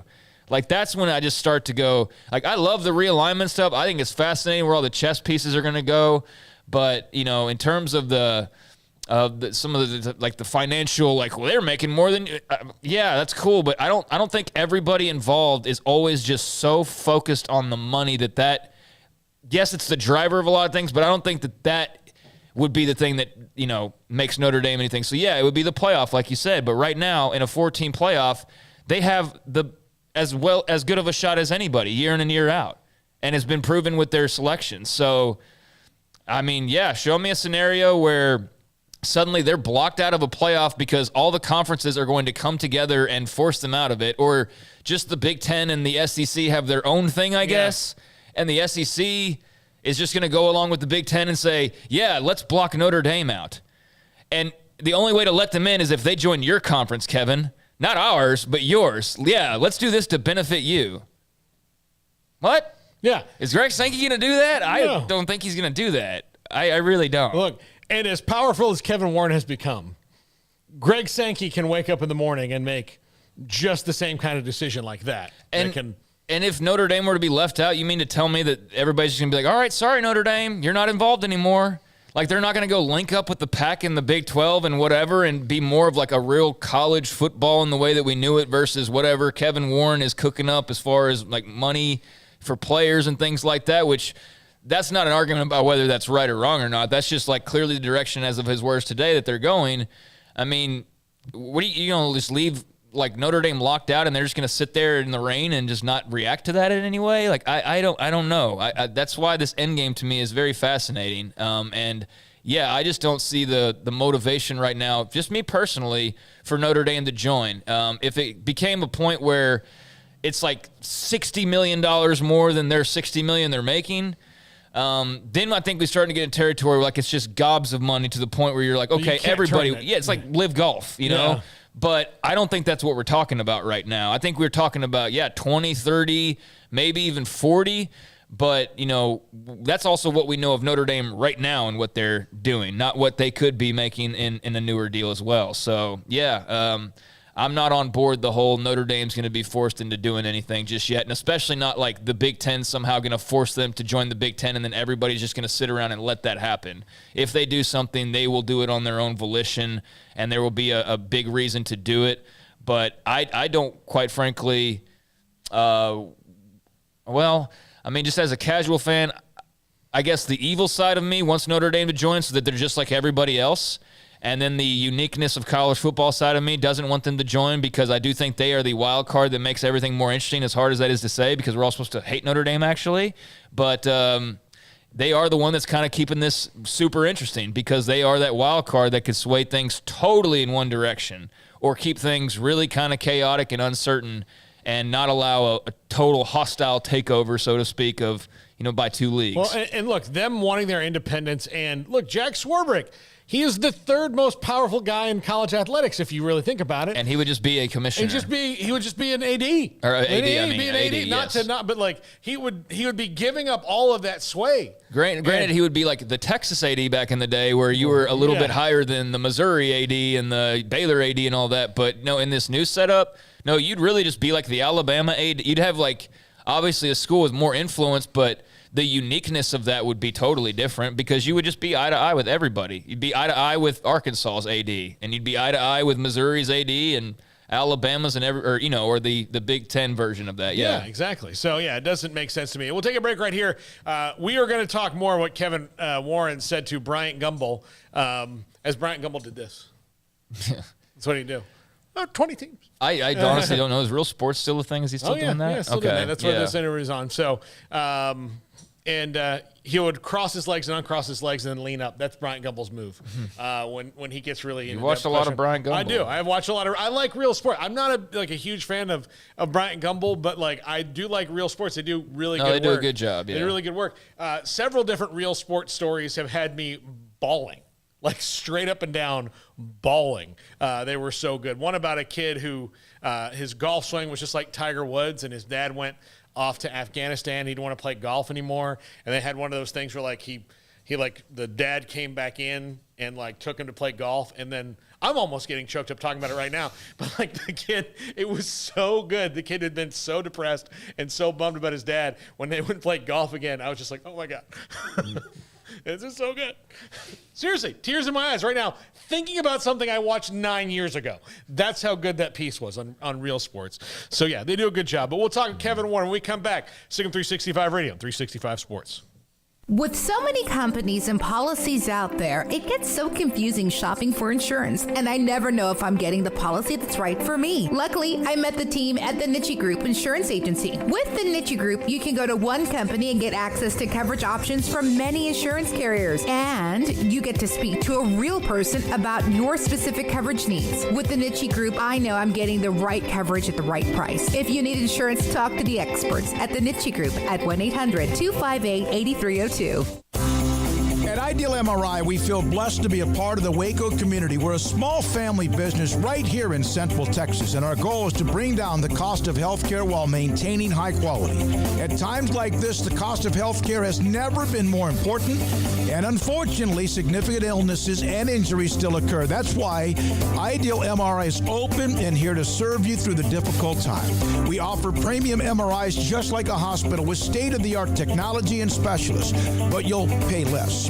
Sometimes thousands of dollars less, whether you're using insurance or not. At Ideal MRI, we accept most insurance and there are no hidden costs, even offering financing if that's needed, everything included in the price, and you'll not get something as a surprise in the mail later on. If you need an MRI, ask your doctor about Ideal MRI. They'll know. You can schedule an appointment safely from home online in minutes at idealmri.com or give us a call, 833-IDEAL-MRI, idealmri.com. How did Edward Jones become one of the biggest financial service companies in the world? By not acting that way. Financial strategies, one-on-one advice, it's a big difference. And that's why Brad Wilson, your Edward Jones financial advisor, makes sense of investing. Experience the difference for yourself. Brad Wilson, 250 Sharon Drive in Woodway, 254-776-4337. Edward Jones, member SIPC. Hey, this is Bryce Petty, former starting quarterback and two-time Big 12 champion, and I know firsthand the importance of being in top shape both on and off the field. So listen up, men. If you're feeling beat down day in and day out and looking for that high-performance edge that separates the men from the boys, then look no further than the Petty Clinic Low T in Waco. Petty Clinic is a comprehensive men's healthcare clinic with an atmosphere catering to men. Board-certified Dr. Kent Petty has a special interest in offering the highest quality medical care to men of all ages. Some of the services offered include screening and treatment for low testosterone or thyroid, infertility, high blood pressure, diabetes, high cholesterol, sleep apnea, while offering comprehensive wellness exams and complete men's health lab panels. High performance men, remember, it's not just a Petty thing. This is Bryce Petty, encouraging you to reach out and Google search Petty Clinic Low T or go to pettycliniclowt.com and get your complimentary lab screening today. Stepping into a new pair of boots is great, but stepping into the boots of a U.S. Army officer can also add confidence and leadership skills to your son or daughter's career path. There are more than 150 occupational specialties to help them find the best fit for their future. See all the things your son or daughter can achieve in our boots at GoArmy.com. U.S. Army Waco Recruiting Company, 254-598-8131 or 254-776-1543. Welcome back to Sikkim 365 Radio. The pistol on 2nd and 2. Yates pressured by Foskey. Good interception. That one's going to count, and that's a Jack Kaiser Notre Dame touchdown. The 5 o'clock hour is sponsored by Edward Jones Investments with financial advisor Ben Erlinson, who'll navigate you through today's financial climate. Edward Jones, making sense of investing. Now here's Paul Catalina and Craig Smoak. Welcome back in, Sikkim 365 Radio, 365 Sports. By the way, that guitar riff you heard is our producers all back there. They did all that, mixed it down. Sure. That was them. Yeah, that was great. It's like a regular old Aerosmith back there. Yeah. Who's Aerosmith? Yeah. You've not lived until you've heard Emery on the bass. Emery, like if you were going to pick, Emery's definitely a bass guy. Oh, yeah. Right? Yeah, for sure. Levi's like a keyboards. He's definitely on the keyboards, like a long flowing white shirt. That's his vibe, I think. All right, Kevin Warren did an interview, and can you throw that tweet back up again that we had earlier in the show from Brett McMurphy? And he paraphrased this even down to get it in Twitter, but Kevin Warren told Real Sports HBO he sees the Big Ten having 20 members and paying players. Those are things we have to resolve. We have to. So I want to be part of this conversation, and we'll be part of this conversation what we can do to make this better. So fill in the blanks there a little bit, Craig. There's a lot of blanks, and all due respect to Brett McMurphy, I don't think that really tells the tale of what Kevin Warren said. I mean, it does summarize it, but basically Bryant Gumbel, I think that, Bryant Gumbel's certainly not like us in a daily position of looking at realignment in college football and things like that. So I don't expect him to have the same types of questions that like a college football diehard would have, but I do think he left them so open-ended that we really did not get a ton of answers. At least we didn't get clear, concise answers. We got just confirmation of what we all sort of expected to begin with, because there is no question that we've all had the feeling that the Big Ten is not done expanding. But the real question, right, that we all have, I believe everybody would agree, is, okay, to what number? And obviously that's also okay with what schools, but really I think people want to know, if they can know one thing, it's like, what is the end game for the Big Ten? Do you want to be a 20-team conference? Do you want to be a 24? Do you want to be a 32? And at this point, like, you're barely even a conference. You're basically turning into a league, which I don't know if that's really great or not, but that's what would have been great to know, and we really didn't get an answer on that because of the way it was asked. Well, let's start off, though, with the paying players. Bryant Gumbel says everybody's getting rich now off college sports. Networks are getting rich, administration, schools are getting rich, coaches get rich. You know who won't be getting rich off of the athletes? When are you going to start paying them? And Kevin Warren said, one of the things I'm excited about is being able to have the honest dialogue with our student athletes. Have there been little changes that have been made? Yes, but we need to really sit down and start getting these issues on the table and start making some decisions. And then he's asked if he could foresee paying players, and he said yes. And Bryant Gumbel says, so you could foresee the day when Michigan, Michigan State, and Indiana and Wisconsin are paying their football players, paying their basketball players because they are in revenue-producing sports. And he said, those are the things that we have to resolve. We have to. So I want to be part of this conversation, and we'll be part of this conversation of what we can do to make this better. So everybody runs off, Big Ten's going to pay and like, is there anything in there that says that they're certainly going to do that? I'll tell you what it sounds like to me is someone who is trying to stave off unionization. Sure does. And doesn't have an answer for all of that just yet. And is just saying, like, I know I can't say, no, we don't want to do that, but I also know that we don't have anything in place to fully say, like, yes, and here's how we're going to do it. I think this is very much a work in progress in his head right now. Yeah, and look, and that's actually the most true thing you can say. But, like, he's very savvy to the fact that if you were going to try to go against the grain and try to make college football what it was, the wood chipper that you're walking into is not worth it. So, which it's only going to make people who want to unionize the players emboldened even further. And that's probably inevitable regardless of this, but you can have some agency in it if you are willing to talk. If you're not willing to talk, that's when you get like people at loggerheads, and it gets really bad. And that's when you have the John Ruiz's leading the charge for players and suddenly becoming even more powerful and getting more involved. And, I think you would like to avoid that at all costs. And, you would like to maintain some control. So, by leaving it open and say, oh, we're working on it, then people are like, oh, see there, how progressive. And the Big Ten's working on it. Like, he didn't give a date. He didn't say for sure it's going to happen. But I think, he knows he can't say, no, we're not going to do that.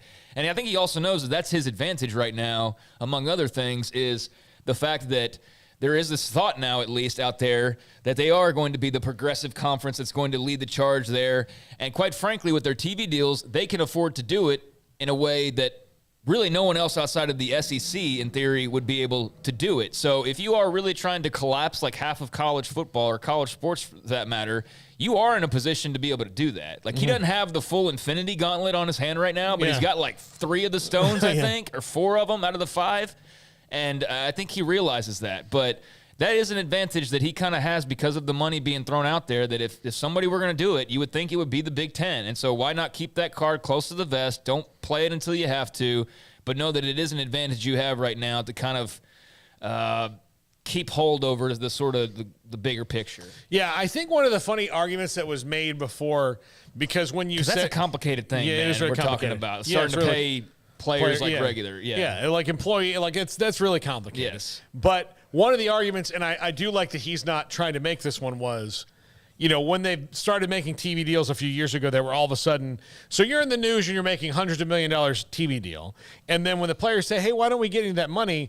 The argument was like, well, it's complicated. Like, by the time you got it, it wouldn't really be that much. Right. And they're like, but right now I get 0. So I don't whatever you're going to say. Like, right now I'm starting at 0. You're getting all of it and I'm getting 0. So if there was, even dividing it 80 ways, if I'm still going to get more money than 0, let's start talking about this. Oh, when you get it, it'll only be $10, but I have $0, so 10 would actually be pretty good for me. Yeah. So those were the arguments. Well, what Kevin Warren is doing here, and again, you do not want, if unionization is inevitable, you do not want an angry union. And dude, I think that backfires in a major way if it comes to, I don't know, maybe not, but I just feel like we start getting into that territory. Well, I just think a lot of people are going to lose interest. Part of the thing is that if you want to head that off of the past, one of the arguments you can make is most people in unions aren't 18 years old. They're older and they've established and they have life experience that can tell them, certain things and how to kind of direct things. And if there's a union of college athletes, then that's going to have to be run by somebody who has some life experience. No offense to younger people, but believe me, you don't know what you don't know right now. And if I had to deal with unionization issues at 20 years old, I would have just been like, what does the manual say in the shortest way possible to tell me? I don't know how to deal with this, So those are things that people really have to wrap their heads around. And so if he's going to be out in front of that, then I think that's a good idea for him, and the rest of the conferences need to follow suit in getting to that point.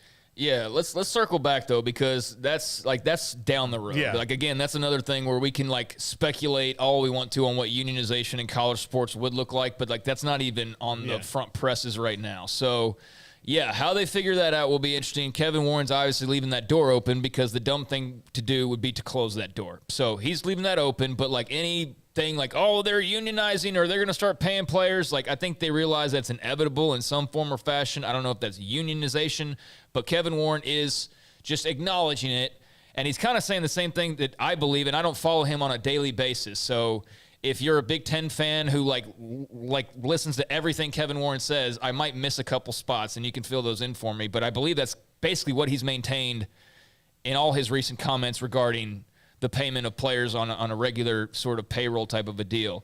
So that's where we are. Nothing really earth-shattering other than he's open to talking about things. The other part of that too is if it's going to happen, as we've heard many people tell us, the players are the ones that are in charge of it.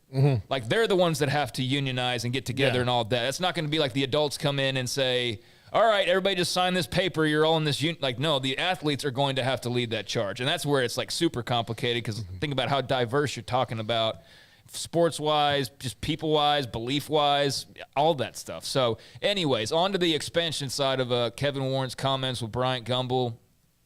Bryant Gumbel says, right now we are having a major realignment in collegiate sports.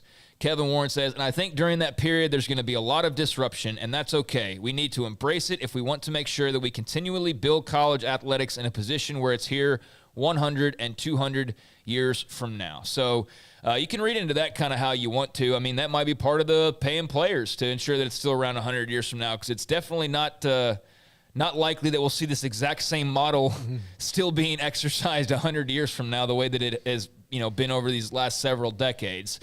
So that's just kind of a no-brainer there. And he's certainly been a part of the continuously churning the disruption. I mean, he's been leading the charge there. But then Bryant Gumbel says, you're at 16 teams now. Could you foresee 20? And this is what everybody's picked up on today. And he says, I could. Yeah, I could see perpetual and future growth. And that's all that was really said, as far as I can tell, on expansion. And people took that to mean, oh, my God, the Big Ten's expanding. But, again, listen to the question. You're at 16 teams now. Could you foresee 20? I could. Yeah, I could see perpetual and future growth. So I think we all felt like the Big Ten's not done. So that doesn't come as a surprise. But what is not answered here, the question to me wasn't, I guess some of it is, are they done or not? But I don't think anybody really thought that they were. But then the question that doesn't get answered is okay, so what's the end game? Yeah. Okay, so if he would ask Kevin, could you foresee the Big Ten at 30 teams? I could, yeah. We could see perpetual and future growth. Kevin, could you see it at 22 teams? I could, yeah. I mean, we don't know what the number would have been to where he's nope, that's too many. I think, yeah, that's what I think most people would like to hear is yes. 24, man, I don't even want to, the scheduling, I don't want to wrap my head around that. 16 right now, we didn't even, yeah, but they, you don't want to say no, and perpetual growth, that's kind of a scary term in a way, because that means we'll keep growing until we have to stop, but I mean, 20 seemed to be the number that he, okay, well, at least 20 he's comfortable with. The exact quote is, you're at 16 teams now. Could you foresee 20? I could, yeah. I could see perpetual and future growth, and that's all there is. Yeah, but I think people would want to be 20. No, 20, I can't even do it. Right. That's not what he did. That's the answer that I'm sure the Pac-12 wanted. 20, no, God. Well, yeah, now it's leading to everybody going, okay, there's at least 4 more coming. Who are they? Is it the West Coast schools? Is it, and that's leading to that. If you just said 24, then, yeah, we start getting into, who's poached from the ACC and the Big 12 and all of that. So, yeah, it would have been, I mean, it's great to hear him say, they're not done growing, but we all knew that, really. Yeah.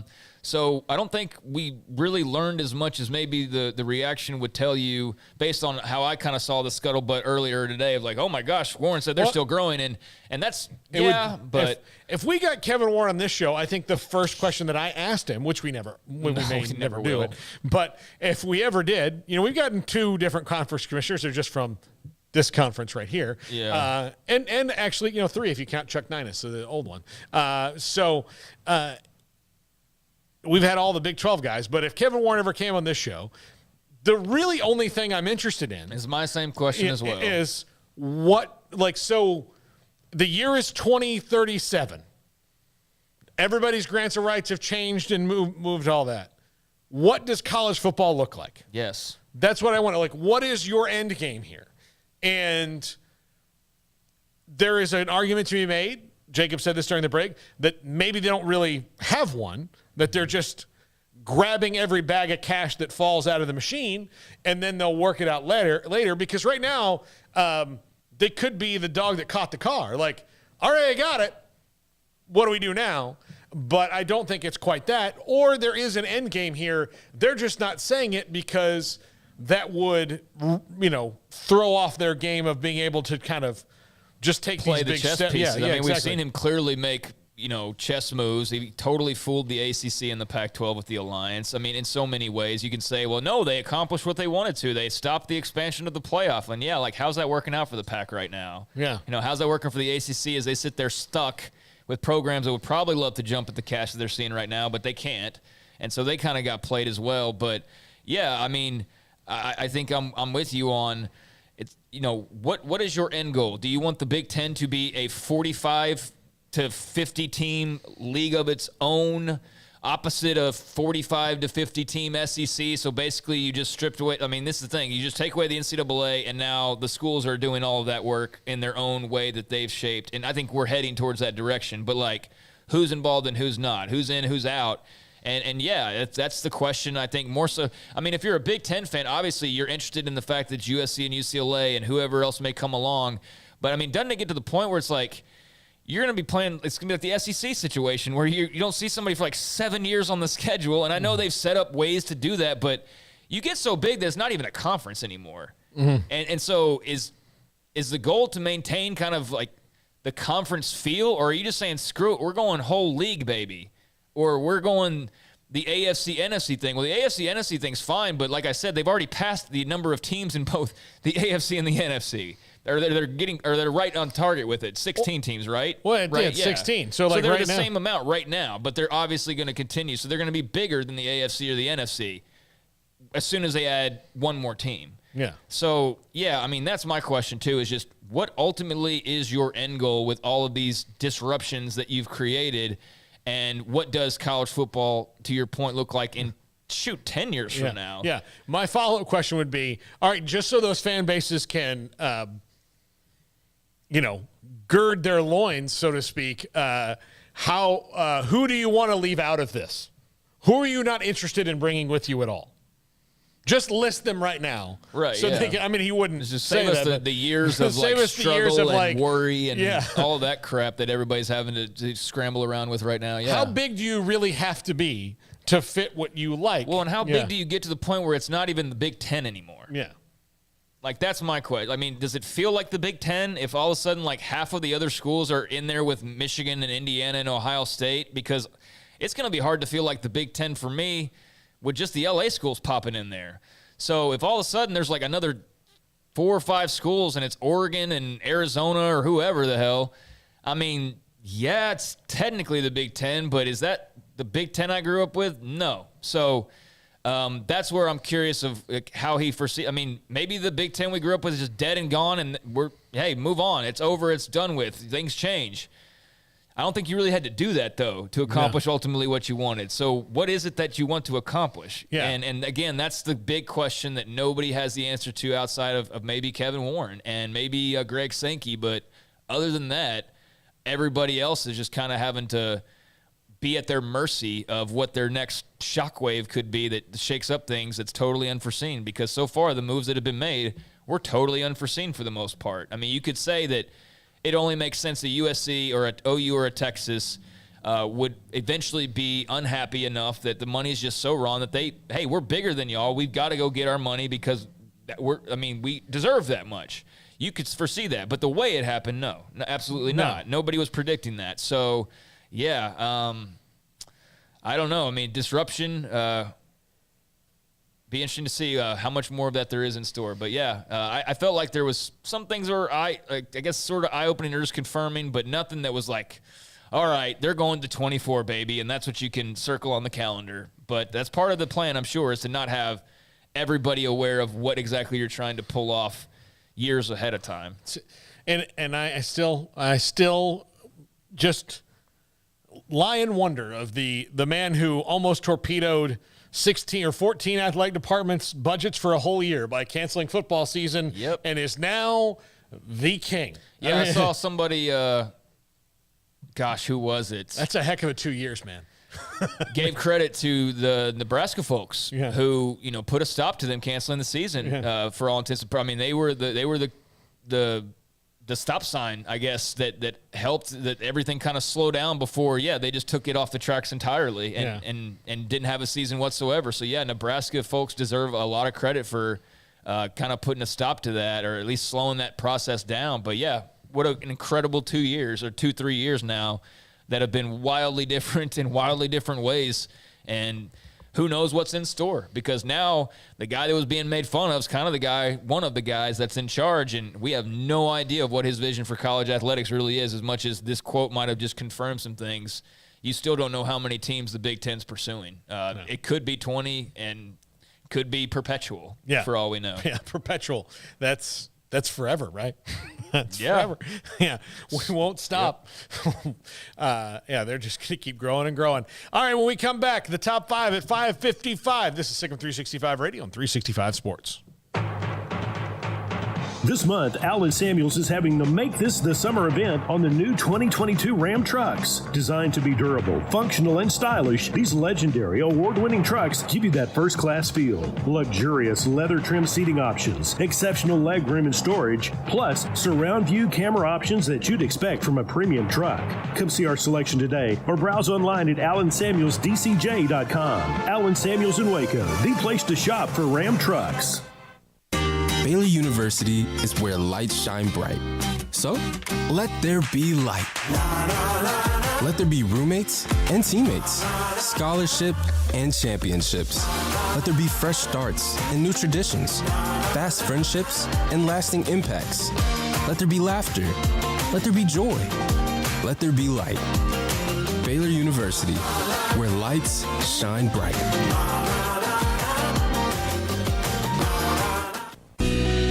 Camille Johnson Realtors guide you seamlessly through the process of buying your dream home or selling your current one. Commercial, farm and ranch, or residential, Camille Johnson Realtors can smoothly and successfully lead you through any transaction. With a team of 28 experienced agents who are excited about serving you, Camille Johnson Realtors services the entire greater Waco area. If you're in the market to buy or sell, contact Camille Johnson Realtors, 104 Midway Center in Woodway, or find them online at www.camillejohnson.com. Camille Johnson Realtors, elegant, charming, warm. Welcome home. It's summertime. There's picnics, reunions, cookouts, and so much to do. And Waco Custom Marketplace on Lake Air Drive in Waco is your home for the butcher shop that can help you with beef, pork, poultry, and seafood. They are spectacular at being able to deliver you whatever cut of steak you want.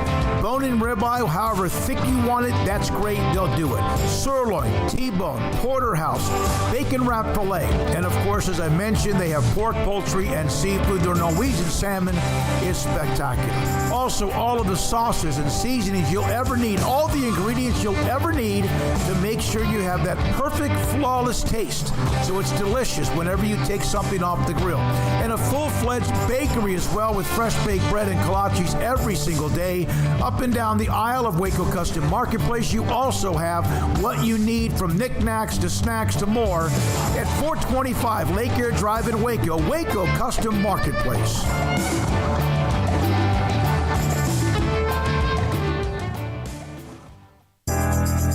Riverbend Liquor and Wine, Lakeshore Drive and North 19th Street, right behind the bank, is a hidden gem in Waco. If you're a fan of bourbon, especially local Texas bourbons, that's where you gotta go. Balcones, TX, Devil's River, whatever it is, they've got it. Riverbend Liquor and Wine, plus the best selection of craft beers in Waco, seasonally churned out throughout the year. Whether it's spring, summer, fall, or winter, Riverbend Liquor and Wine, best selection of craft beers, a speedy drive-through window, and excellent customer service. Find out more on Instagram or just go by and see them. Lakeshore Drive at North 19th Street, behind the bank.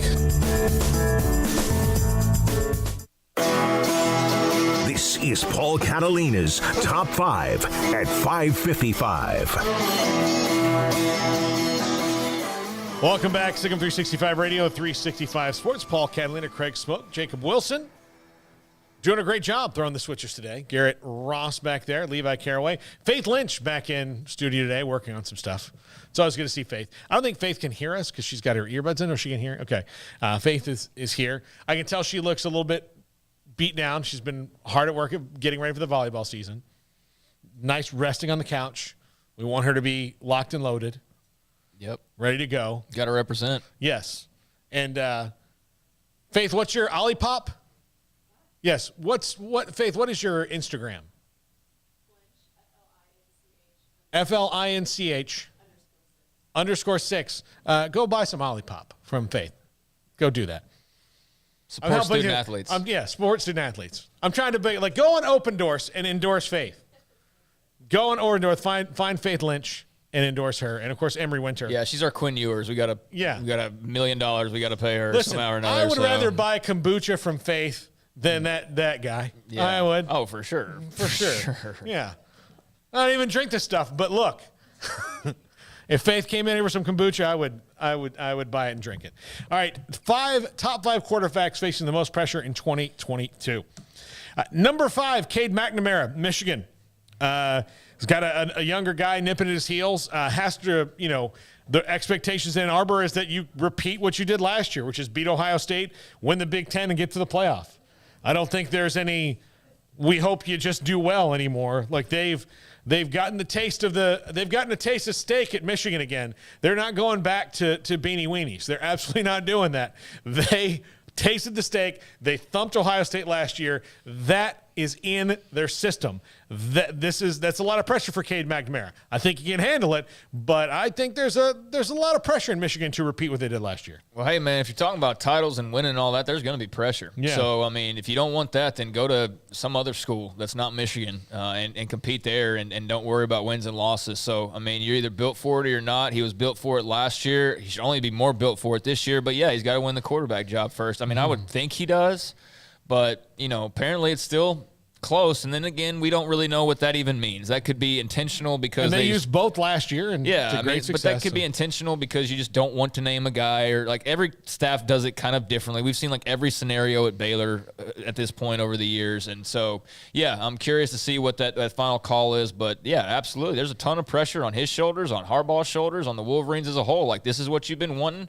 You beat the Bucks, and now, yeah, the spotlight's back on you. So run with it. Yeah. Art Briles kept RG3 a secret until that first snap. And do you think that was ever? Yeah. And all of us are like, so you're telling me that this guy right here, this near Olympic athlete, is not going to – okay. Yeah, I'll believe that later, Coach.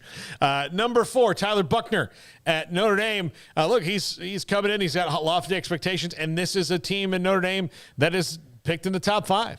People expect them to contend. They expect to contend. They want to get over the hump and actually win a playoff game, a bowl game, and in the national championship. And he's the guy that's now charged with leading them to do that. More athletic than Jack Cohn, and we heard Christian McCollum earlier. But I think, especially Marcus Freeman's first year to show that there's no drop-off from Brian Kelly. There's always heat in South Bend anyway. Yeah, I mean, obviously he's got some good people working with him. I remember when I think it was Tommy Reese, that whenever Freeman was hiring his assistants, and so there was a little debate about whether he'd be there or not, or whatever that was. And I remember seeing the video of Reese saying he was staying at Notre Dame. It was pretty cool. But yeah, I mean, this is huge to be the first quarterback of the Freeman era. There's huge expectations for Notre Dame year in and year out. I mean, we're just kind of saying the obvious there. But as we've said, they're knocking on the door of the playoff every single season, if not just walking into that door. And that's going to be, expected to continue. And I don't think that even with it being a first year for Marcus Freeman, that people are assuming they're just going to take some giant step backwards either. I don't know that. I do think there will be some allowance for, like, hey, he is a first-year head coach. Like, there are probably going to be some mistakes made, to hopefully not large degrees. But, yeah, obviously, you're Notre Dame. You're a first-year head coach. You've had a lot of the flash and the attention of the offseason, and now it's time to go play. So, absolutely, Tyler Buchner's got some shine and some pressure on his shoulders. Yeah, number 3, Casey Thompson. He's won the job at Nebraska, and I don't think that's much of a surprise, but fought off another transfer in Brock Purdy. But Chubba Purdy. Oh, yeah, Chubba Purdy. I'm sorry. I'm still a little hot about it. Brock's in the NFL, yeah. In the NFL. But Chubba Purdy. But he won that job, and he is he's playing for his coach's job in Scott Frost right now. So they've got to get better. And that's a lot of pressure on someone knowing Casey Thompson didn't walk in there thinking that Scott Frost is going to be there no matter what happens. I mean, he knows. So that's pressure to do that. I think he is going to do fine there. But again, there's so many more problems in quarterback that they had to deal with last year. But Taylor McCarg was on earlier and said that was the best 3-9 team in history last year. I mean, if you watched them, they probably were. I mean, if folks just look at 3-9 and think that they just got their tails kicked in 9 of those games or whatever. I mean, they legitimately should have been a bowl team, but they made just the dumbest mistakes you've ever. It was yakety sax on the college football field. If you were to make the soundtrack for Nebraska football in 2021, it would be yakety sax. It was embarrassing how they managed to lose games. Casey Thompson, I think, is a good player. I definitely see why Texas felt like they could do better, though, and especially with all the quarterbacks they're now lining up, why they felt that, Casey Thompson did a good enough job, but hey, we got other options here.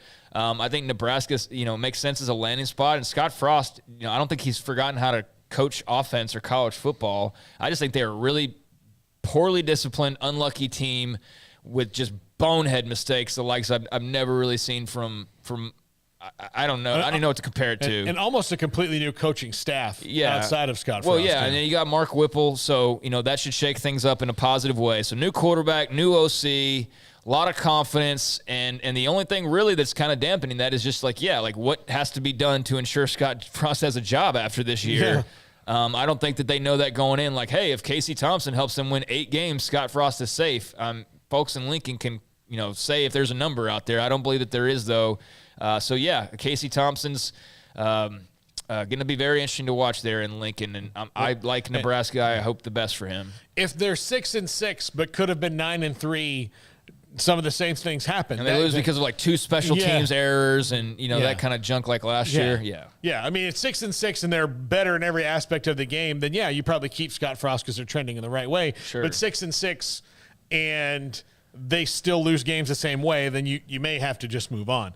At number 2, DJ Uiagalelei has got Cade Klubnik nipping at his heels. And even though that's a true freshman, Dabo Swinney has never been afraid to play a true freshman before. Deshaun Watson played as a true freshman. Trevor Lawrence played as a true freshman.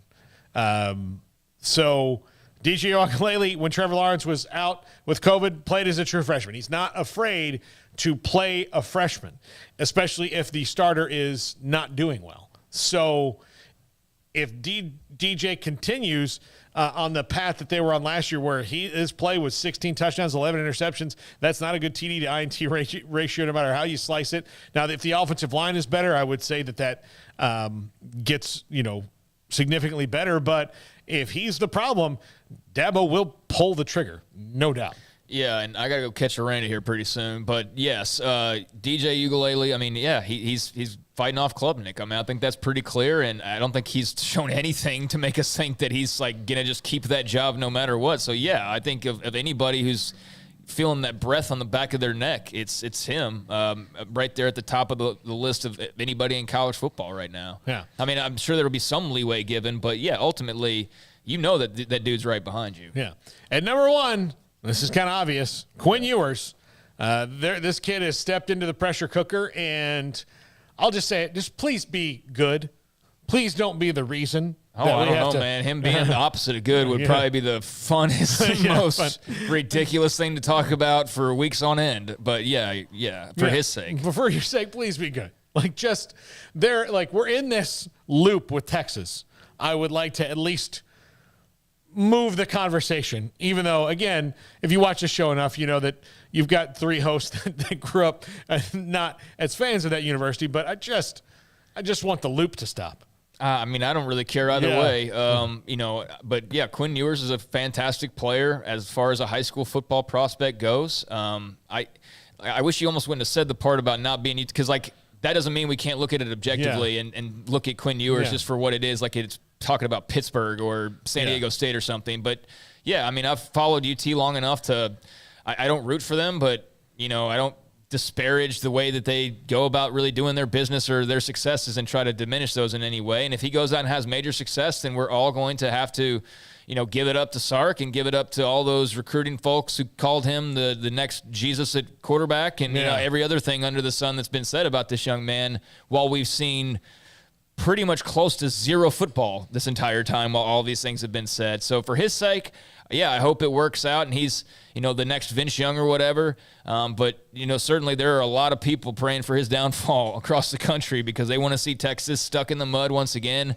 And they would really be stuck in the mud if this, big quarterback prospect we've been hearing about so often is Garrett Gilbert rather than Colt McCoy. But, we will see. We will see soon enough, thankfully. We will see soon enough after all this offseason talk. Yeah, absolutely. Absolutely. I'm curious to see what he will do to the offense. I really am. Legitimately on the football field, their passing game is going to be exceptionally improved. I mean, it's going to open things up for Bijan and Roschon Johnson once he gets healthy, and you'll be able to have some fun in a variety of different ways with a quarterback with a golden arm and some intangibles that obviously made him a 5-star and one of the top quarterbacks in the country. That quarterback factory like Ohio State wanted him as badly as they did, and he apparently is getting NIL deals before anybody really. Yeah. Or it was like the head of the line as far as that goes. But no, great arm. A lot of QB folks, evaluators, say nothing but great things about him. But yeah, throwing him into the fire of college football and finally seeing how he responds to that, that's what we all want to see. And we have to keep in mind too, he's a freshman. To what extent people give him that leeway, I'm going to give him some. But I also know that I didn't hear all this talk to just watch him go, have your average freshman year. Yeah. There better be something to that, some spark or some fire there, and I'm sure we will see that soon enough. All right, that's going to do it for us. Thanks to Craig Smoak. Thanks to Jacob, Garrett, Levi, Faith, Jack, and Emery. We're back on Monday, full squad as we head towards the regular season. Thanks to Kristen McCollum. Thank you to Taylor McCarg and to Jeff Howe and Grayson Grunhafer. This is Sick'em 365 Radio, 365 Sports. Have a great weekend, everybody.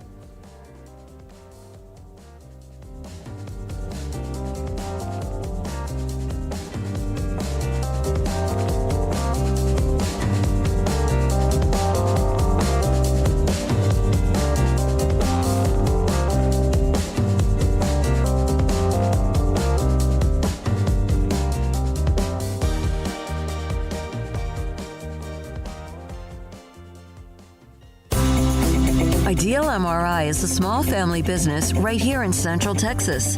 We're open to support you while lowering the cost of healthcare bills. When you need an MRI, ask your doctor for an Ideal MRI. Visit us at idealmri.com or call us at 833-IDEAL-MRI.